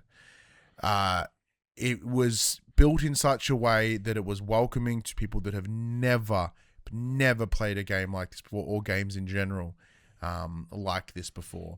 It was bright, it was colorful, it was lovely, like the story's engaging, the world is phenomenal. And, you know, from what has been communicated to me, the story is just right up there as well. And what I've experienced has been really strong. The performances are really good, except for, can they just get a child actor? Why do they have to pitch up the main voice? Well, young Atsu shits me. It is the most garbage voice performance I've ever heard. But everything else is great. Like, Erika Ishii as older Atsu is perfect. But because they refuse to hire a child actress for whatever reason, it's garbo. But that one's mostly for Phoebe. Now, would you put Yotei in your... Yotei's not in my list. Yotei's not in my list. Right. Sorry, Rob. So what is your third? Oh, man. I don't know. Split Fiction. Let's go Split Fiction. Look, Split Fiction holds, much like It Takes Two, Split Fiction holds a very dear place for me because I played it with Ali, my wife. So she doesn't play games often. So getting her to play co-op team-based games with me is sometimes difficult. Split Fiction was so incredibly harder comparative to It Takes Two. Ali struggled quite a bit, but persevered, and we saw it through to the end. We both had a blast. Ali is not willing to go back and get trophies, which is fair. But yeah, I mean, solid gameplay. I enjoyed the mixture of sci-fi and fantasy and playing around between them. The game was wonderfully designed. The end was absolutely balls to the walls crazy. And yeah, we had real fun with it. And it was really hard to put it as number 3. Well, that's why I put it at number 2. Split Fiction is my number 2 for the year. Similar to yourself, like I am very aware that my appreciation for this game is a little biased in that I played it with my son. Yep. We played it front to back together. We did experience some of the challenges that you mentioned of like the increased ramp in difficulty comparative to other games we've played. But as here, you know, he's been playing games for numerous years now, and he's been really starting to like get better and better and better. So we're able to sort of crack it together, and him to come to terms with it. I went into the game as I started playing the game early. I did have some initial clash with it in that I felt the characters were really jarring and annoying. They did take a while to open up. Yeah, however, I think they did once you have more information around who they are and the path the game is taking, you can see that they ramp up those minor character details to amplify the differences between the two of them. And then as the more you play, the more they come into the middle. So you have one that's overly bubbly and like positive, and one that's overly like cynical and pessimistic, right? So and they do that by choice to sort of have them show as two sides of a similar coin, I guess. And the more you play, the more that you start to realize, oh, they're not so different after all. And then as you play different levels and they sort of start combining and blurring, is really, it was really interesting. Like the way they incorporate really cool level design in Split Fiction, I found really, really fascinating. And you would think that there would be such a like thematic whiplash of going between sci-fi and fantasy. But because the gameplay systems at its core is so strong that you're just experiencing these cool levels with a different skin. Yeah.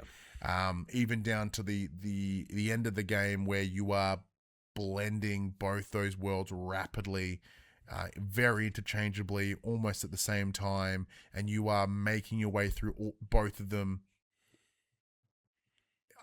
Yeah. I know everyone has sort of said it at some point, but it's very fascinating how they're able to make that happen technically. Like it was really, really well done. And I did enjoy the story. There were moments that got me a lot more emotional than I anticipated heading into it as well. Especially with those early experiences, I'm like, oh, these characters suck. I'm going to fucking hate them. Yeah. But then when they had those moments of break, those moments of openness, and you start to, when the facade drops and you see them at the deeper understanding, you go, okay, no, these people are cool. And I can connect to them. I can feel, particularly, like when you find out what happened to the blonde woman, her family, and then you hear about, and that's why she chooses to be so positive and optimistic, where, it's interesting to see how trauma affects different people. Where like the other character, her traumas forced her to be really reclusive and locked in, and that also comes across in her art because as we all know, art is the expression of humanity, and these characters took their experiences, their traumas, their challenges, their experiences, and the art that they deliver reflects that. As we all do when we ever make something. So to have that, but then also show that you can still have that flexibility and that malleability that comes from widening your understanding and widening your experiences, and then the art that you produce changes because of it. Joseph Faris and the team at Hazelight fucking killing it once again. Absolutely solid game. Solid game. Number 2. Number 2, let's go with Expedition 33. Damn. Yeah, so this game for me kind of reimagined what a turn-based RPG really can be. It took away that zone out combat of just hitting X and going through the motions to needing to dip, dive, duck, dodge, and parry, apparently. The story was fantastic. The soundtrack was incredible. The characters were all awesome. Their growth as a team and individuals throughout the story ramped up. They had incredible moments and all those other things. But my number one just kind of hit me on a whole different level. Yeah. Well, I assume we both have the same. I'm assuming we're both gonna have the same number one. Right. You want to tackle it first? You're already in the process. All right, you kick it in. What's your number one? And then in turn, what's my number one? Number one is Call of Duty Black. No. Number one is Death Stranding 2 on the beach. For me, I assume it is also yours. Oh yeah, without doubt. Yeah, cool. So much in the way that Death Stranding 1 kicked my shit in because at the time of playing it, my wife was currently pregnant with our first child. That hit deep. Playing Death Stranding 2 with a toddler kind of also hit real deep, and there were tears of anger, joy, sadness. The game was just absolutely phenomenal. I don't know how. I mean, I understand on a level of like my own bias of relating my personal life to what I was experiencing and playing out in the game, but it was just so well designed.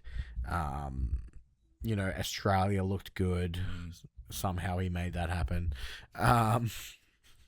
Not enough kangaroos, but the story it told and how it continued on from what it was telling and explaining and trying to set out to do in Death Stranding 1, I think it was a nice end piece for what he had started to do. Yeah. They kicked it up a bit and they made it more of an action game as well. Not that I had a problem with it in the first game. I would have enjoyed it had it have just been a cinematic, an interactive movie to a degree.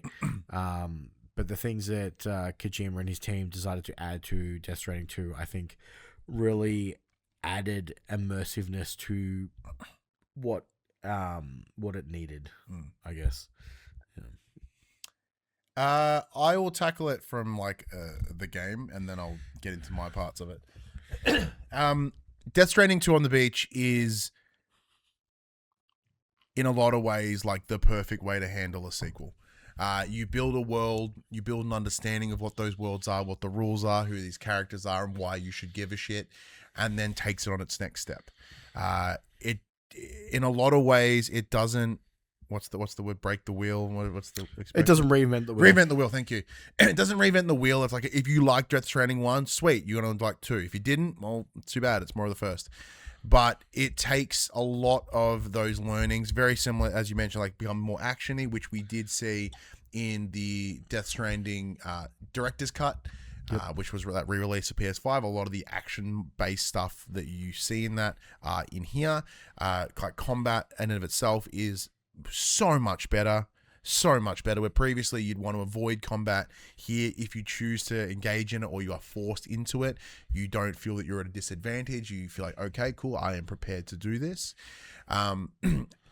Excuse me. Exploring Australia was something that I was not expecting and I really enjoyed, and I do believe it added to the intensity into why I felt super connected to the game.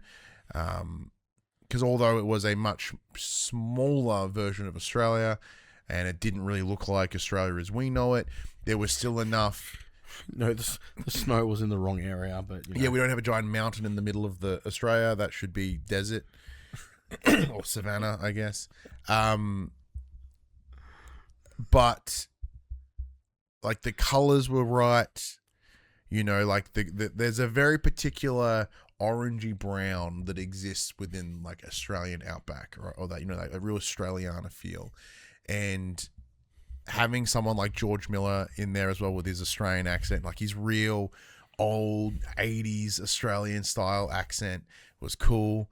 It really added that extra feel, and you can tell that in writing the Australian characters, like there is a lot of our verbiage in there, but it was done with a respect, and it wasn't done in a like a struth, Yeah, or like he that didn't real. take the piss. Yeah, it wasn't like the character, The stereotype, like the caricature of Australia, which I really like.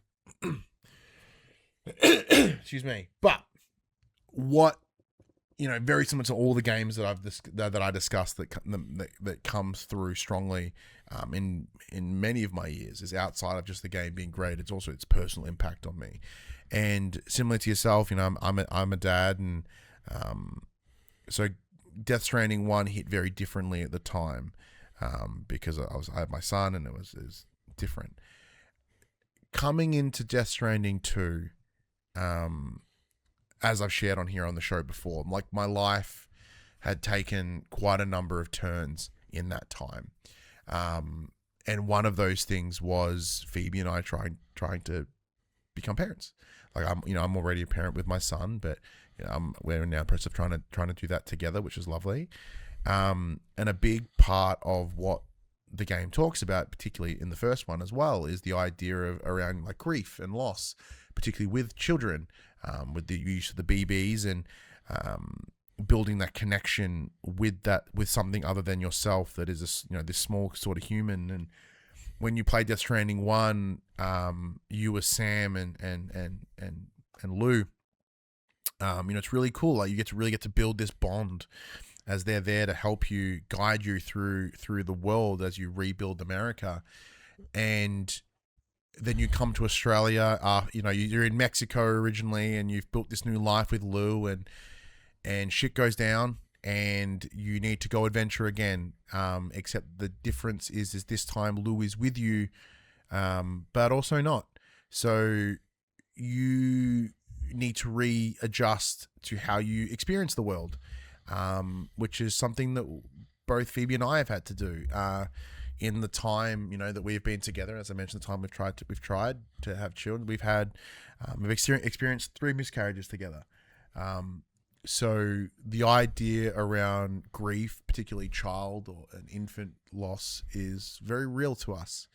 And I knew going into Death Stranding 2 that it was going to be, I was hoping it was going to be a really quite cathartic experience for the both of us, is in a way to tackle that grief together,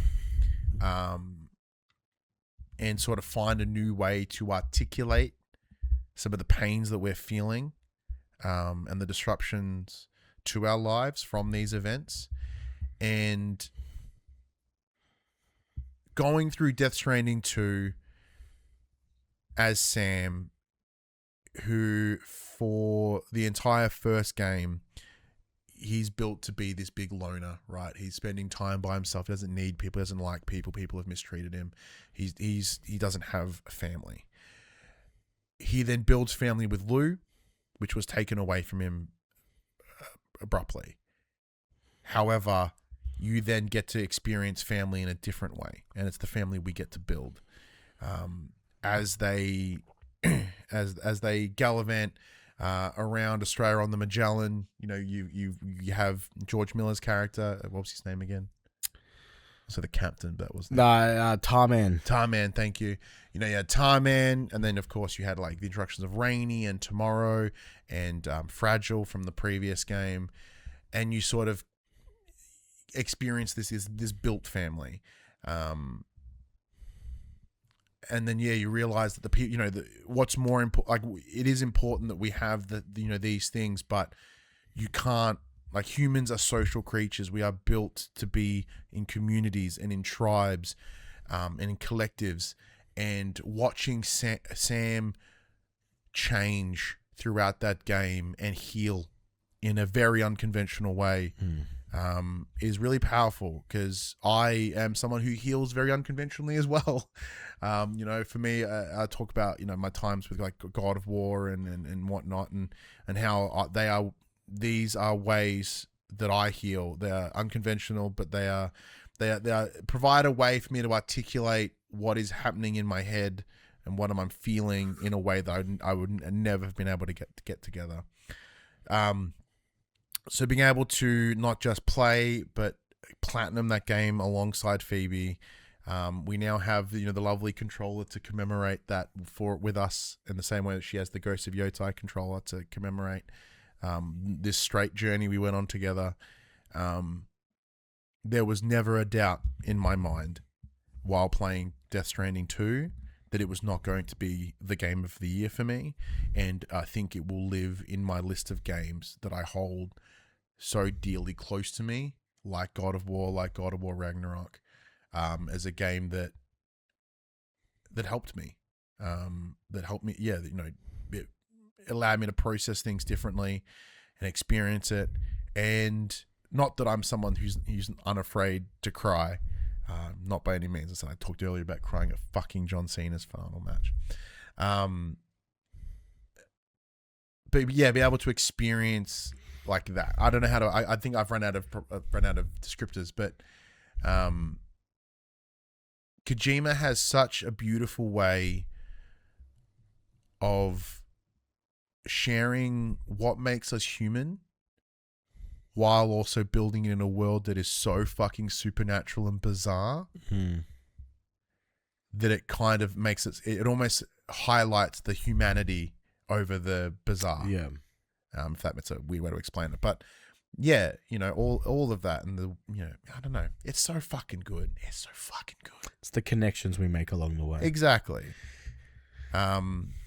Yeah. It's lovely. It's it's unmatched. Without a doubt, the game of the year. So congratulations to Kojima Productions for winning the game of the year 2025 from these two chuckleheads and this random podcast in Australia. Yeah, it was an absolutely brilliant experience. I will shout out that I did originally have a fourth on my list. Mm-hmm. And it was Kingdom Come Deliverance 2. I did consider that, but I didn't finish it. Yeah, I was in the same boat because I didn't finish it and didn't see it all the way through. I was like, I really enjoyed my time with it. So yeah, Kingdom Come was great because it gave me an RPG experience I'd never had before. Yeah, well, I mean, it was probably your first Western RPG that you played, right? No, I played Western RPGs before. I played you played Fallout and stuff. Like Fallout and Skyrim and all those. Yeah. And there's other ones, but probably the one that had the most hardcore. It was a sim RPG. Yeah, in that which is why it probably tickled my brain really hard. It's the RPG where you played the victim and not the protagonist. Yeah, I enjoyed just fucking around the blacksmith and trying to solve puzzles without waymarkers and shit. Yeah. It was really fun. But why like what parts of it would you want to put on your list? The world building was brilliant in Kingdom Come 2. And like you just mentioned, being able to tackle different scenarios with almost an infinite way of whatever your imagination could come up with, you could tackle it.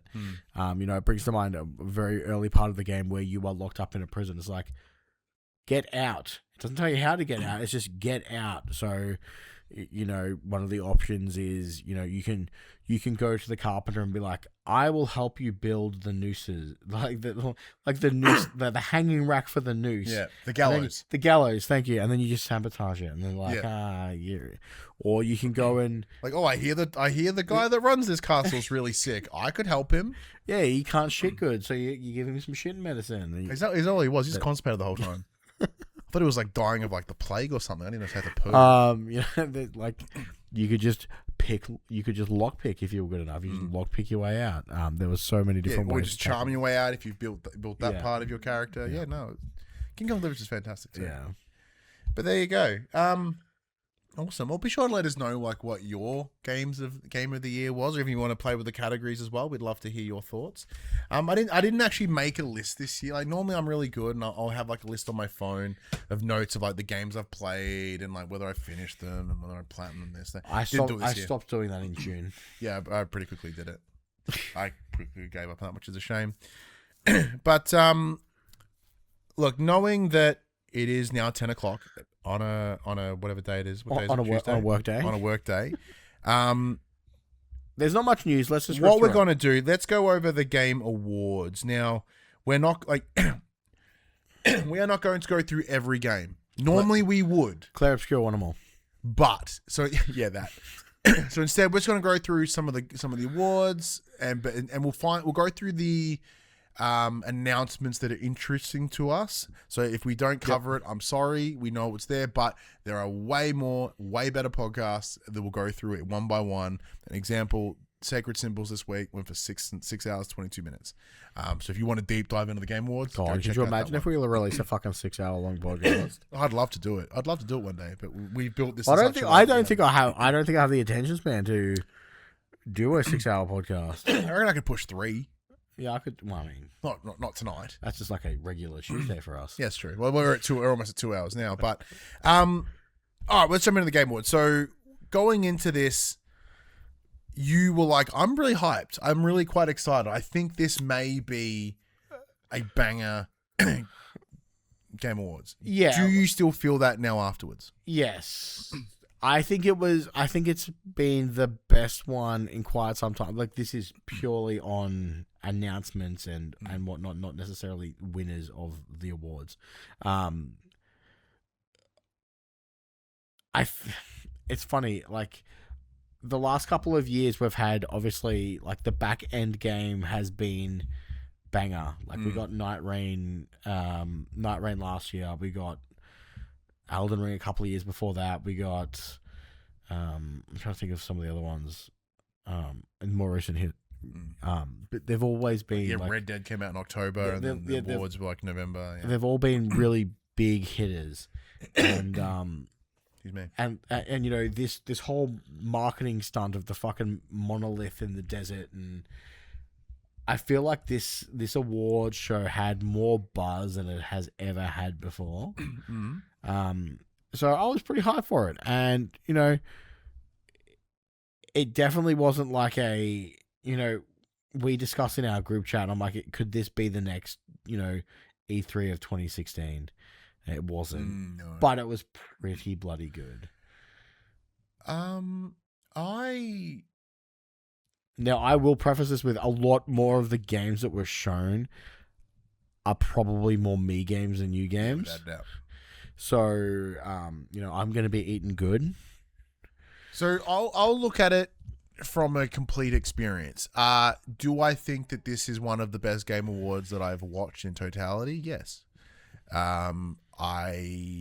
This felt less shamelessly advertising. There were a lot less cringe moments than in previous years. I would still argue whoever writes for the woman in the pre-show, fucking stop it.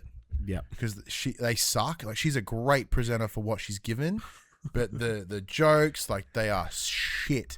They are fucking disgustingly bad. And like, not even in like a it's like a, can you stop talking, please? Like, it's just bad. It's just fucking bad. But yeah, like Geoff Keighley, I felt his pace was a lot better this year. You know, in previous years I've commented on, like, dude, if you're gonna run, I say that, but I feel like it went for fucking ages. Oh, it did. That's what I mean. Like, it didn't. Like, normally there's like a speed, right? Whenever there's, let's talk about, you know, the year that Christopher Judge got fucking up there, spoke for 20 seconds, and then they started playing the music, right? Yeah. Like, that wasn't a concern this year. People were given the time to speak. Yeah. Even when they were doing the awards that didn't have someone come up, yeah, they still sat with it. They lingered. It wasn't like he's like, and the winner is this. Next one. Winner is this. Yeah, next one. Now it's the advertising. They didn't sizzle reel it. Yeah, like, they sat with it for a little while. I think they had a lot more people come up to that side stage than they had in previous years. I certainly felt that way. The integrations of bizarre things like the Muppets, it's gimmicky, but I kind of dig it. Like, fucking Miss Piggy hitting on Geoff Keighley, like, was never not boring. I liked it. It was really fun. In that sense. Because you watched it with James this year, right? I did. I watched it with James, watched it with Phoebe. We all watched it together, which was cool. James was all excited because many of the games were, you know, PC games, and now that he's got his lovely new PCs, I can play that game. I'm like, you probably could. You're like, I'm not going to let you. You're like, it's rated too high, buddy. Sorry. Yeah, sorry, mate. He's like, oh, I can't wait to play that fucking orgy game with burning people alive. Yeah, we'll get to that. But yeah, like I said, it felt like a real like sort of nice, coherent watch. It did feel like it was long because it was like 3.5 hours. I'll keep going. I recorded because Paige and I live streamed it. I was in the live stream for 2 hours, and then I left to watch another hour and a half. Then I went to go pick my kid up from school, came back, it was still going. It started at like I think 11:30. Yeah. We got on at 12 was when it started. Yeah, well 11:30 was pre-show, 12 was main. Yeah, so but like they still had announcements and stuff in pre-show. Oh, of course they did. Yeah. So like I think it ran from like 11:30 till just after 3:30ish. Like it was just over 4 hours in total. Like it was pretty gnarly. Yeah, but it was good. It was. But you did bury the lead. Yeah, Claire Obscure won like fucking everything. I think it won 9 awards. I think it's the most awards a single game has ever won in a single. Yeah, it's the most not the most nominations, but the most wins. Yeah. That a single game has ever received in 1 year. It cleared Game of the Year. It got Best Indie, which I have issue with. Because yes, it was made by a small team. However, it was also supplemented by many, many teams, which still makes it independent. But Kepler Interactive are not a small distribution house. There was a very suspicious amount of Kepler Interactive highlighted games this year, for knowing full well that one of them was about to sweep house, and then they just planted a bunch of fucking Kepler games throughout the presentation. I was like, okay, that's a bit on the nose. Yeah, the only other major winners were like audio design was won by Battlefield. Which was a weird choice. No, it was pretty much just Claire, wasn't it? Yeah. Watching Kojima's reaction to Claire Obscure winning was funny. Yeah, having not played the game, like it's like, oh, okay, cool, I guess. But we're now interested. Like, we're like, okay, we clearly are missing something, so maybe we should go check it out. It's a solid story. Oh, I'm sure I'll enjoy it. Story. Oh fuck! Have I told? Complete tangent, by the way. Have I told you about my stepdad? Yeah. Oh, about how he's randomly in love with fucking weed games. Yeah. He's playing Final Fantasy VII Rebirth right now, and he is like waxing lyrical about this game. Yeah. I'm like, I had no idea he'd fuck because he was like, I think Claire Obscure was my game of the year. I'm like, what the fuck? Am I this out of touch that my like 60-something year old stepfather who plays games occasionally? Well, he plays them a lot actually, but he's a very particular thing. All right, maybe it's something we need to fuck with. But yeah. All right, well, let's jump into some of the announcements. Now, as I said, we're not going to cover every single one, just the ones that sort of jump out to us that are things that we should pay attention to. One of the announcements was that South of Midnight is coming to PS5. Originally a Xbox exclusive. It was from Playground Games, I believe. Playground? The guys that did Forza. Aren't they busy doing fucking Fable? Wasn't Playground? Compulsion. My apologies. Compulsion Games. Yeah, no, makes more sense. No, yeah, not Playground. Compulsion. Yes, that's coming. They cheekily delayed Saros without saying they delayed Saros. Yeah, they gave it like an extra couple weeks. Yep. It's like, hey, it's April now. They're like, here's the trailer. I'm like, hang on. All right, well, yeah, let's go through the list. So we'll jump on these ones first because I know these will interest. I presume they interest your partner Ali.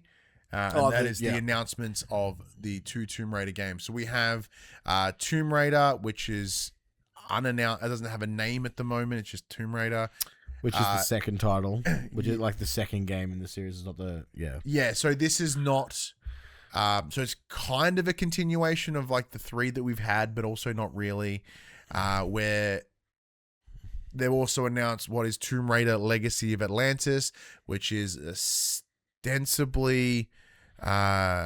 It's like Final Fantasy VII Remake of Tomb Raider. It's the Final Fantasy Rebirth of Tomb Raider 1. Yeah, in that it's the first game, but it's going to have different parts to it. It's going to have completely different... I fucking hope it's doing different controls. And Tomb Raider's natural. Yeah, Tomb Raider's got like round boobies this time, no pointy boobies, which I'm sure people will crack the shits about. But from the trailers that we saw, it looked great. Yeah, it looked cool. It looked really cool. I have no beef with that at all. Quite keen. I know, like I said, I know Phoebe's interested. She's like, oh, I wouldn't mind playing those old Tomb Raider games. I'm like, well, I have them on my computer, and so as you do. Yep. And then she saw the trailer. She's like, oh, maybe let's play that instead. I'm like, yeah, okay, it's next year. I'll just play it then. I'll let you do the next one. Yeah, so obviously, as I mentioned before, the big monolith theory ended up being Divinity. Larian basically came out and went, in a world of AI, we wanted to do something that, people actually physically made and did themselves.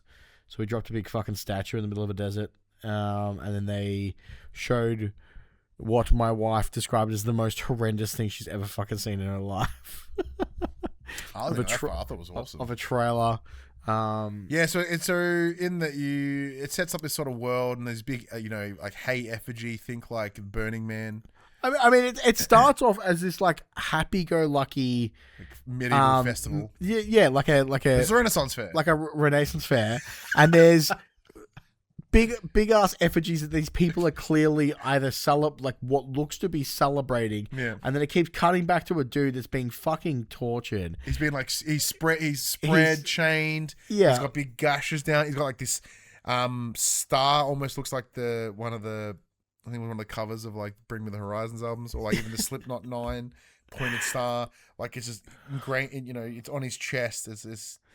He's got this metal crown on. Yeah, and then all of a sudden it takes this dark turn, and the people are like self-flagellating, and then the effigies are on fire, and then you can see the man start to burn. They pull down the front, and you realize the dude's been in this big fucking wicker man the entire time. And then people just start fucking, and then there's humping, and then there's like vomit, and the pigs are eating the vomit, and there's just more fucking, and then it's like Divinity, and I'm like, that's not what Divinity is. Not even that. Like, so as they start, like, it's clearly a sacrificial ceremonial burn, like death.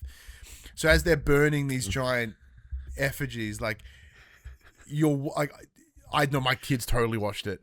He straight up watched, because I was watching. I'm like, what the fuck's this? And then it all happened. I'm like, oh, I can't stop it now.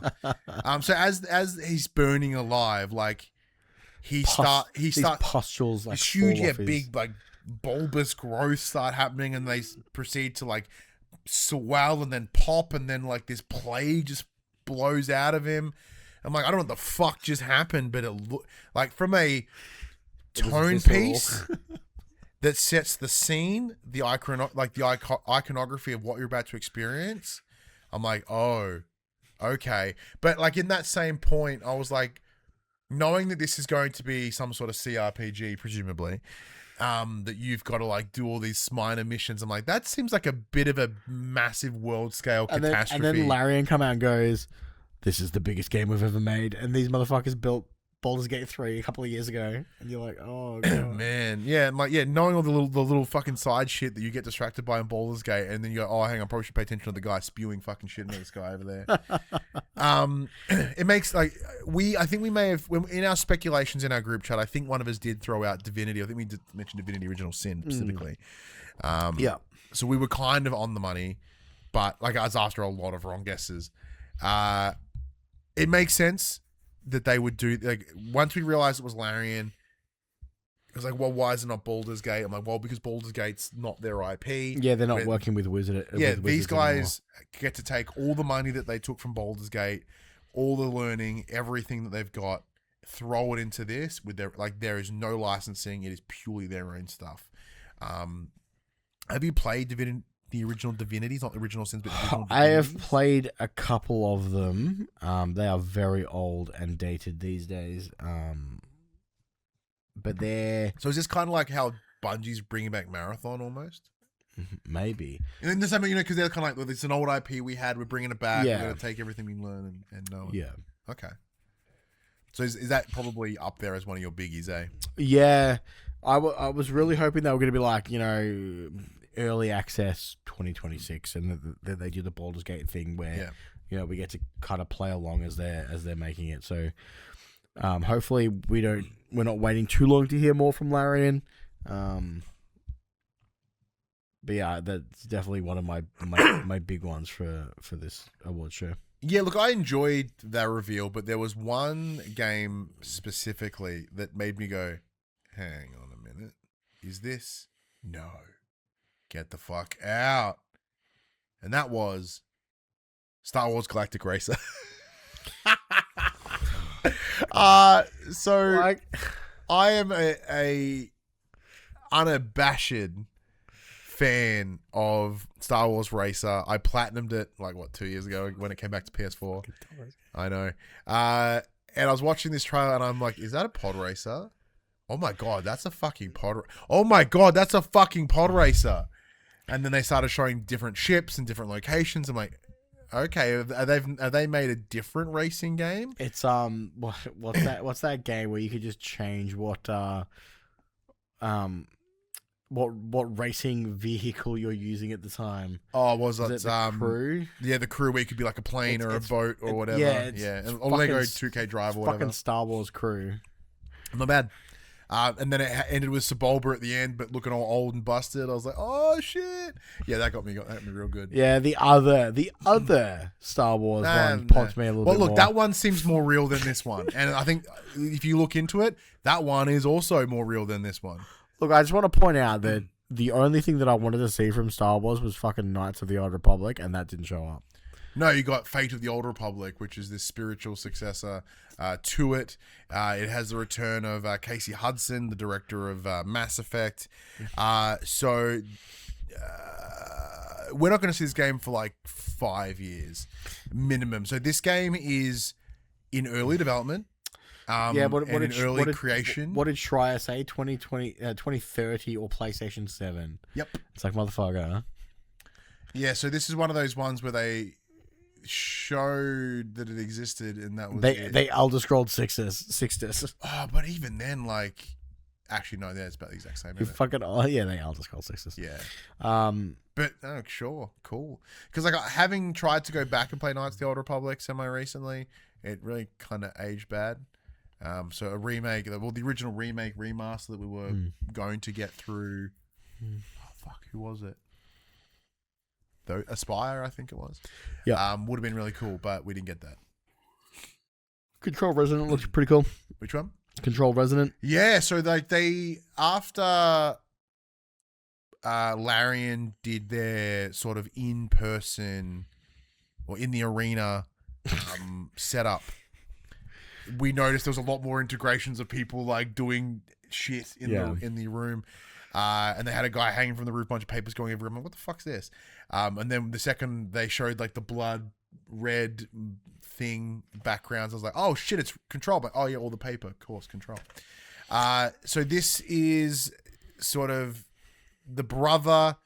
What's his name? It's right in front of me. Dylan Faden, the brother of the main character, Jesse, in the first. We know that he's a more powerful sort of psychic, whatever the term they use in the game. He's locked up, kept out of the way, but what we saw here is that it looks like Dylan is out. He's escaped, as well as a lot of the shit, all these items of interest that are stuck within the old house. Like the shot that they did in the trailer of them going past the building of the old, is it the old house? Mm. The old house?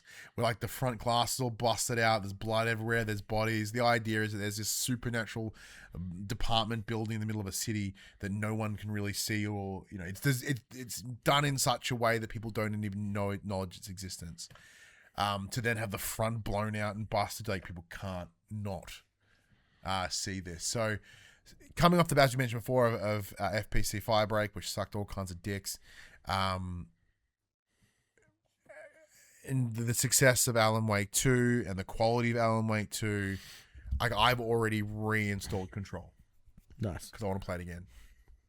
Because this looks great. This looks sick. Wait, yourself, did you... Yeah, I mean, Control, Alan Wake, they've all been great. I can't wait to see where Remedy take it next. Yeah. Following on from that, probably the other big one, that we knew about heading in, is Resident Evil Requiem. already keen. I didn't really need to see more. We now know that Leon's in it. Woo. I would have been happily just playing as Ash. But I know you can't help but integrate them in the same way that What's His Fuck rocks up at the end of it, rocks up in 8. Chris Redfield shows up. Yeah, I think Pat, because this was one of the announcements while Patch and I were streaming together still, and Patch is like, "Am I supposed to recognize the doctor in the?" I'm like, probably, but I also can't put a name to that face. I think they exist in sort of the non-numbered games. Yeah. Like Ash, Ash Crawford, whatever the name is in a lot of documents. Yeah. But you never get to see them, I don't think. Yeah. But yeah, as someone that was always been a Silent Hill fan, then fell into Resident Evil around Resident Evil like 7 and 2 and 3 and 8. So like I've not really explored like 0 or Code Veronica or 5 or 5 a little bit, 6 a little bit. No, never touched 6, sorry. Or any of those side games. I've never really messed with them. So Did you have a new Mega Man coming to PlayStation 4 in 2027 on your bingo list? I did not, but it was interesting and it was funny. So I talk about my love of sacred symbols on this show all the time. It's like PS4. Yeah, it's coming to PS4 in 2027. So Colin Moriarty, the host of the show, huge Mega Man fan.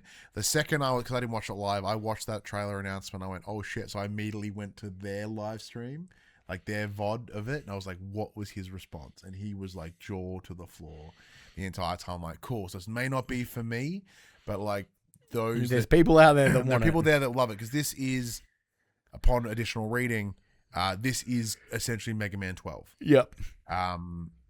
So it's not part of the other little various spin-off chains that they have. It's a numbered sequel. It should be cool. And to see Capcom step out of Resident Evil and Monster Hunter and like all their fucking standards, it was cool to sort of go in a different direction. Speaking of going different direction, the cast of Street Fighter came out.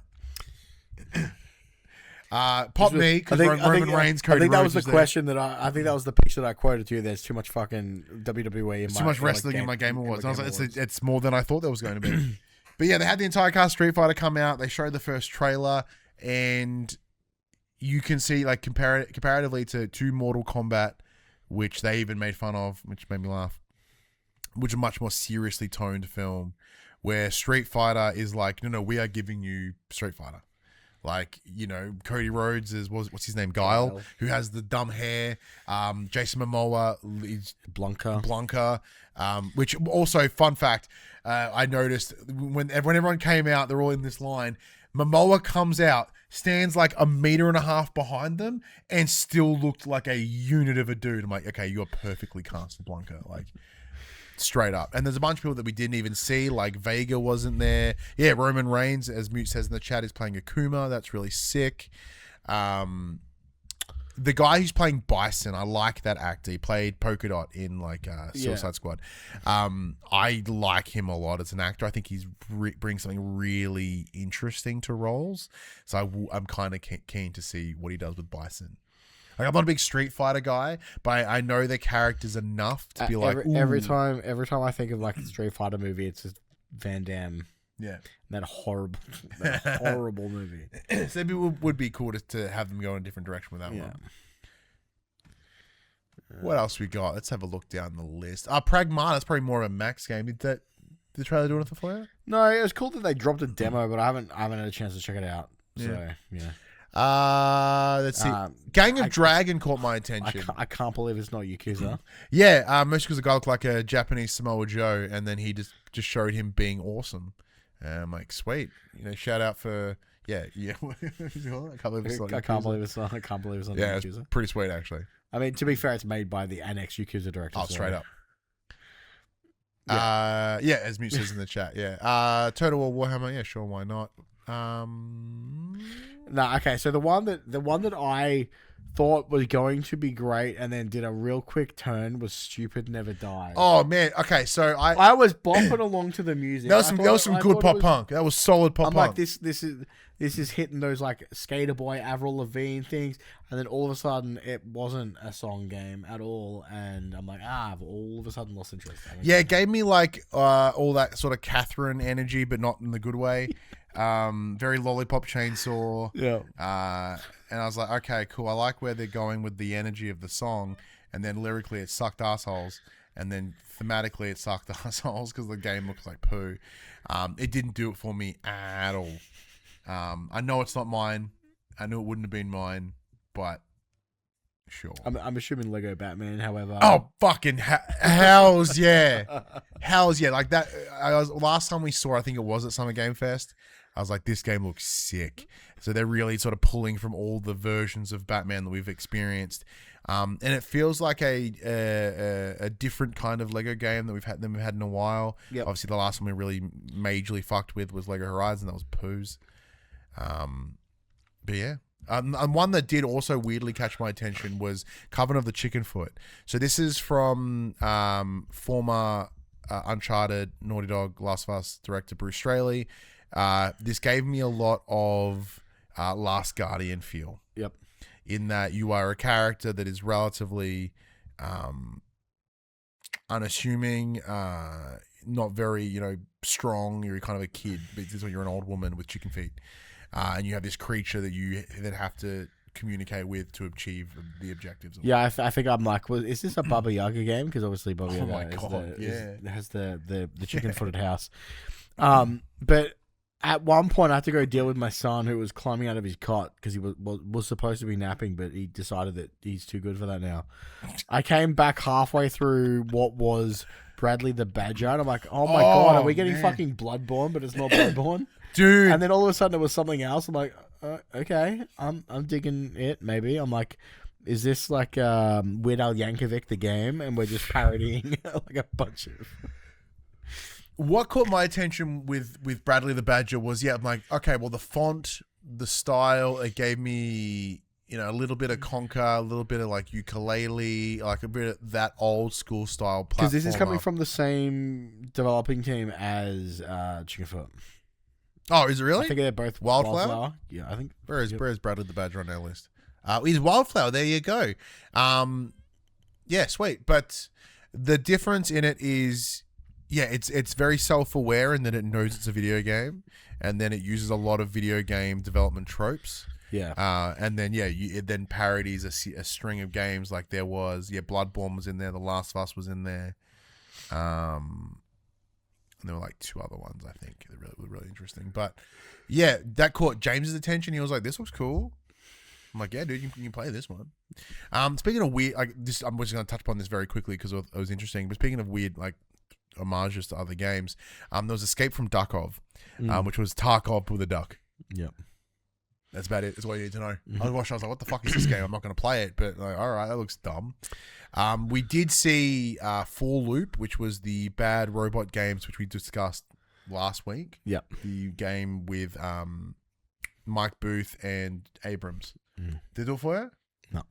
It's like right in your wheelhouse. No. Multiplayer. Yeah, no. I like the gimmick of fail to save the world. Like, as in you have to fuck up, but isn't that just Helldivers? That just explains the respawn mechanic. Thank you. Yeah, this is why you can have the same character that comes back. I guess. Yeah, no, it did nothing for me. Interesting. Back for Blood also did nothing for me. That is true. We did try Back for Blood, and it didn't really land for either of us. Yeah. Anything else on the list? Not really. That's Let's like see. worth like a. Warlock Dungeons and Dragons looked pretty cool. Yeah, but I did think it was just a CG trailer. There was and the woman was generic woman with 3 scars on her eyes, and like crazy hair and big sword. And I was like, okay. Sure. The Super Mario Galaxy movie was kind of like seeing the cool. I think the biggest disappointment for me was the end game of the show, which was High Guard. Yeah, that was weird. Which is like, we're making another hero shooter, but it's gonna be good. It's not like all the other hero shooters. Proceeds to show us the exact same hero shooter. Yeah. Yeah. But that's coming out like January, so we'll be able to tell. Sweet. Oh, Pretty actually, soon. one thing I can talk about, because I fucked with the demo, we'll probably finish it up here, was Audio Mech. Okay. So it had this look of very similar to that Thumper Like Audio Surf. Audio Surf, which is the game they made previously. Like Skate Story, like that real sort of like high bright colors on a black background. The difference with this game, kind of like what was that VR game that we played with the guns? Audica. Oh yeah, Audica. Yeah. Something like that. Except with Audio Mech, what is really fun is you play a character and your attacks are based around the music that you are playing. So I was able to play it and it was able to connect to my Spotify just by being open in the background. Mm-hmm. It identified what I was playing and was able to separate it into its bass, its treble, and its vocals. And each of them provided something different. So bass was kind of like this big, powerful sword, where treble was like dropping bombs. And then vocals were like a sonic scream that would kind of pump it, and they had different colors. And then the enemies in the level had different shields based on the three different colors: red for bass, purple for vocals, and blue for treble. I played it for about 20 minutes. Tried a couple different songs on it. You will need to be very particular about the songs you pick, because even in the demo I was playing, I happened to pick a song that kind of like went down for a little while. So the world dimmed. I couldn't attack anything. Yeah. I was like, shit. But luckily then Sleep Token kicked in, which gave me a string of fucking sounds that allowed me to cause a bunch of damage. But really cool idea. I think it is very much a short-lived, you play it for a little bit, you know, oh, that's cool novelty, and then you probably leave it. Yeah, which is a shame because it's a cool concept in principle. I don't think there was anything else that really made me go, ooh. No. Anything else for you, Max? Oh yeah, Forest 3, that'd be cool. Should play the second one. Fear 3. Excuse me. It's still there. Yeah, we can consider that done. Yeah, just for some quick PlayStation related news, Sony marketed with the K-pop group QWER. Cool for them. And apparently, us PlayStation players should be watching Xbox's January Developer Direct because they're all coming to us now. Well, like, is that just an assumption that like everything you watch at the Xbox show will likely come, or is this being announced somewhere? No, I think it's just a likely assumption. Oh, it's fair. The big one is that Playground Games has been confirmed to be a key participant, which means we should be getting a date for Fable, which is due out in 2026. Oh, and that's probably going to come straight to PlayStation 2. Spoilers, Fable might be on my list. Your meta draft? My meta draft. Yeah, it might be I'm pretty sure it's going to come to PlayStation. Fable is a series that I've always wanted to fuck with, but I've never been able to. So I'm quite keen to check it out. But, yeah, there you go.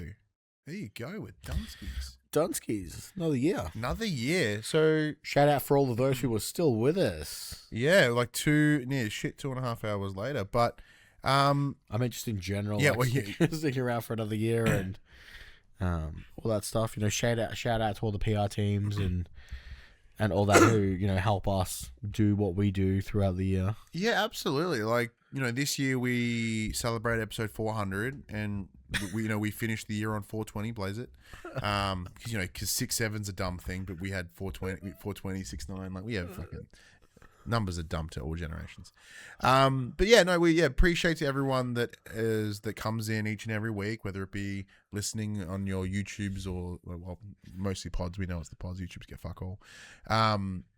There's that, or those that join us in the Twitch chat every week. As you said, big thank you to all the PR folk. You had a ripper year. Soloed packs. Got to speak with Rob from Sucker Punch. Sucker Punch? Does that have Sucker Punch? Yeah. I'm like, I had a blast. I had a great year. You got to do some WWE stuff. Not as exciting, but to me that's pretty huge. Yeah, I got to do that. I got to go to. So this year alone, I've been doing this. This will now be pushing into my 11th year working in games media or like pop culture enthusiast press. And this year, like in February, I got to go to Brisbane to watch AEW for the first time. And then got to fly to Perth to watch WWE. So even though like there are games things I obviously games this platform, this outlet has allowed me to expand into a bunch of other cool things and really just take advantage of the things that I love and enjoy. And we won't touch upon our PlayStation wraps. We can have a look at that in the new year if we want to. But yeah, like it's been another good year. As I said, like it's a shame that there's no real big games that kind of like sung to me in the same way that Death Stranding did, or Split Fiction, with sort of the main two. But it's been another great year doing this with yourself, which has been an absolute blast. Who would have fucking thought 420 episodes? Oh, I just can't believe I say this every time. I can't believe I've been doing this with you now for like 5 years. Yeah. Yeah, straight up. Because, you came in October of 20... I think it was right when Death Stranding launched. Yeah, 2019. Yeah. Yeah, there you go. I think Death Stranding was the first thing that I did. It was. So, yeah. Shit, yeah. Shout out to Kojima for... But yeah, and I say this all the time, like, we're very lucky, we're very fortunate that we've been able to do this for, over 400 episodes and been in this space, as I've been in this space near, over a decade now. And like, as I say, like we hit our peak many, many years ago and we have just been cruising ever since. And we're very grateful for the opportunities we are still able to have. Even though, we aren't. With Stephen Bradbury this shit. Oh, we've Bradbury'd so hard. Like, we, it finished up last year, right? Like, I look at the competitors that we have in the space, around, particularly here in Australia, because internationally we're fucked immediately. But in Australia, in November I believe it was November of 2024, Platinum Explosion, our good mates, Dylan and Ash over at Explosion Network, kind of closed up shop on their PlayStation show. And then over that time, we pretty much are still the only PlayStation podcast made in Australia that is actively going. Which is bizarre, especially because this year has really shown that there's really no need for a dedicated console podcast anymore because we won and it's done now. It's over. It's over. Like, I'm glad I made that panel last year because fucking hell, we couldn't do that this year. It was the last possible moment to do anything around the console wars. So yeah, to still be able to do what we do and, be very lucky and very fortunate that we have the supports of, whether it be the listeners or viewers or the PR companies or whomever. So like we've got tenure at this point. We've just been here long enough that I guess we're not going anywhere and we're too crazy to stop because I've been doing this so long. I don't know what to do if I did stop. So very similar to John Cena. Like I'm sure one day I'll have to make a decision to retire. You'll hang up your mic. I'll hang up the mic. I'll take my jorts off and leave them in the middle of on this desk, I guess. What's the leaving your shoes in the ring for podcasting? Just stop posting. Just stop posting. Like most people that make podcasts, they just stop one day and they never come back. Yeah. But no, I'm gonna keep going. Look forward to 2026. I still enjoy this. Big year. It's gonna be a big year. And as I said, it continues to be a pleasure doing this. This is the year that we get into GTA RP. Man, I've been wanting to do it for a while, so that'll be really fun. And of course, this year we're finally able to have seasonal Padge, which added to the length of the show substantially. Turns out we don't need Padge to make a long show, though. Yeah, no, we able to do that ourselves. But yeah, he'll be back in the new year. So as much as it's been really nice to sort of have Padge come in for back end of the year, it would have been really cool if it was the three of us to close it out. But I think for the last, ending of the year with just the two of us is kind of fun. It's been a weird back end of the year. There's been, I mean, Computer problems. but yeah, between computer problems, me being away, it has been a few like just 2-man episodes, despite the fact there's been 3 of us for a little while. It has helped though. It's certainly taken away the pressure of like life getting in the way. Yeah. Yeah. Oh, hang on. Rated Type R, you're on the top of my list for gaming podcasts on Spotify, so you're doing something good. Oh, thank you, sir. I will let you know my class schedule is changing as of next semester. I no longer do Mondays. Tuesday, Wednesday, Thursday. So on the odd occasion of you, oh wait, that's good news. on the odd occasion of you going, I'm wrestling late on Sunday, I'll be like, yeah, whatever, we can do Monday. It's fine. Yes. So no more random Tuesday nights like we're recording right now. But yeah, no, we'll finish it up there. So we'll be back. Or the episode, when we return, the episode will go live on the 13th of January. So we'll be back on the 11th, 10th-ish, 11th-ish. Yeah, so we'll be back live on the 11th of January here on Twitch, and we'll get back into the process of it all. But yeah, as I said, big thank you to everyone for taking the time. I said time is the most valuable thing we have in this world, and for whatever reason you've chosen to spend it with us, or have us, like Rated Type R, have us the top of your list of your Spotify, which is insane to me. But either way, let's get out of here. All right, everyone, you know the drill. This PlayStation conversation happens whenever the fuck it happens these days. Especially next year. We promise that every year. It may not be true. Yeah. We can neither confirm nor deny that we will have a actual dedicated. I'm still not going to do anything on the Patreon, by the way. Has been updated since 2023. But it has been a blast, and you can find this PlayStation podcast on your social I've completely forgotten. Start from the top again? Yeah, let's go. This PlayStation podcast happens every Monday, every Tuesday morning. Podcast services, Apple Podcasts, Spotify, all those things. If you want to see our beautiful faces, check it out on YouTube an hour later at 9 a.m. If you want to take part in future conversations with us, you can. All of our socials are linked in the description below. If you want to join the conversation as it happens, head over to twitch.tv/popcultures and watch or record this show live. We can jump in the chat and become part of the show. If you want to support the show, you can. Tell your friends, tell your family about this PlayStation pod. If you are listening to us on podcast services, be sure to give us a 5-star rating and a written review. Watch us on YouTube, be sure to like, subscribe, comment below. I endeavor to answer every single comment. And if you want to support us financially, you can at patreon.com/support, which I still won't update. But some people still pay us money on that, which is bizarre.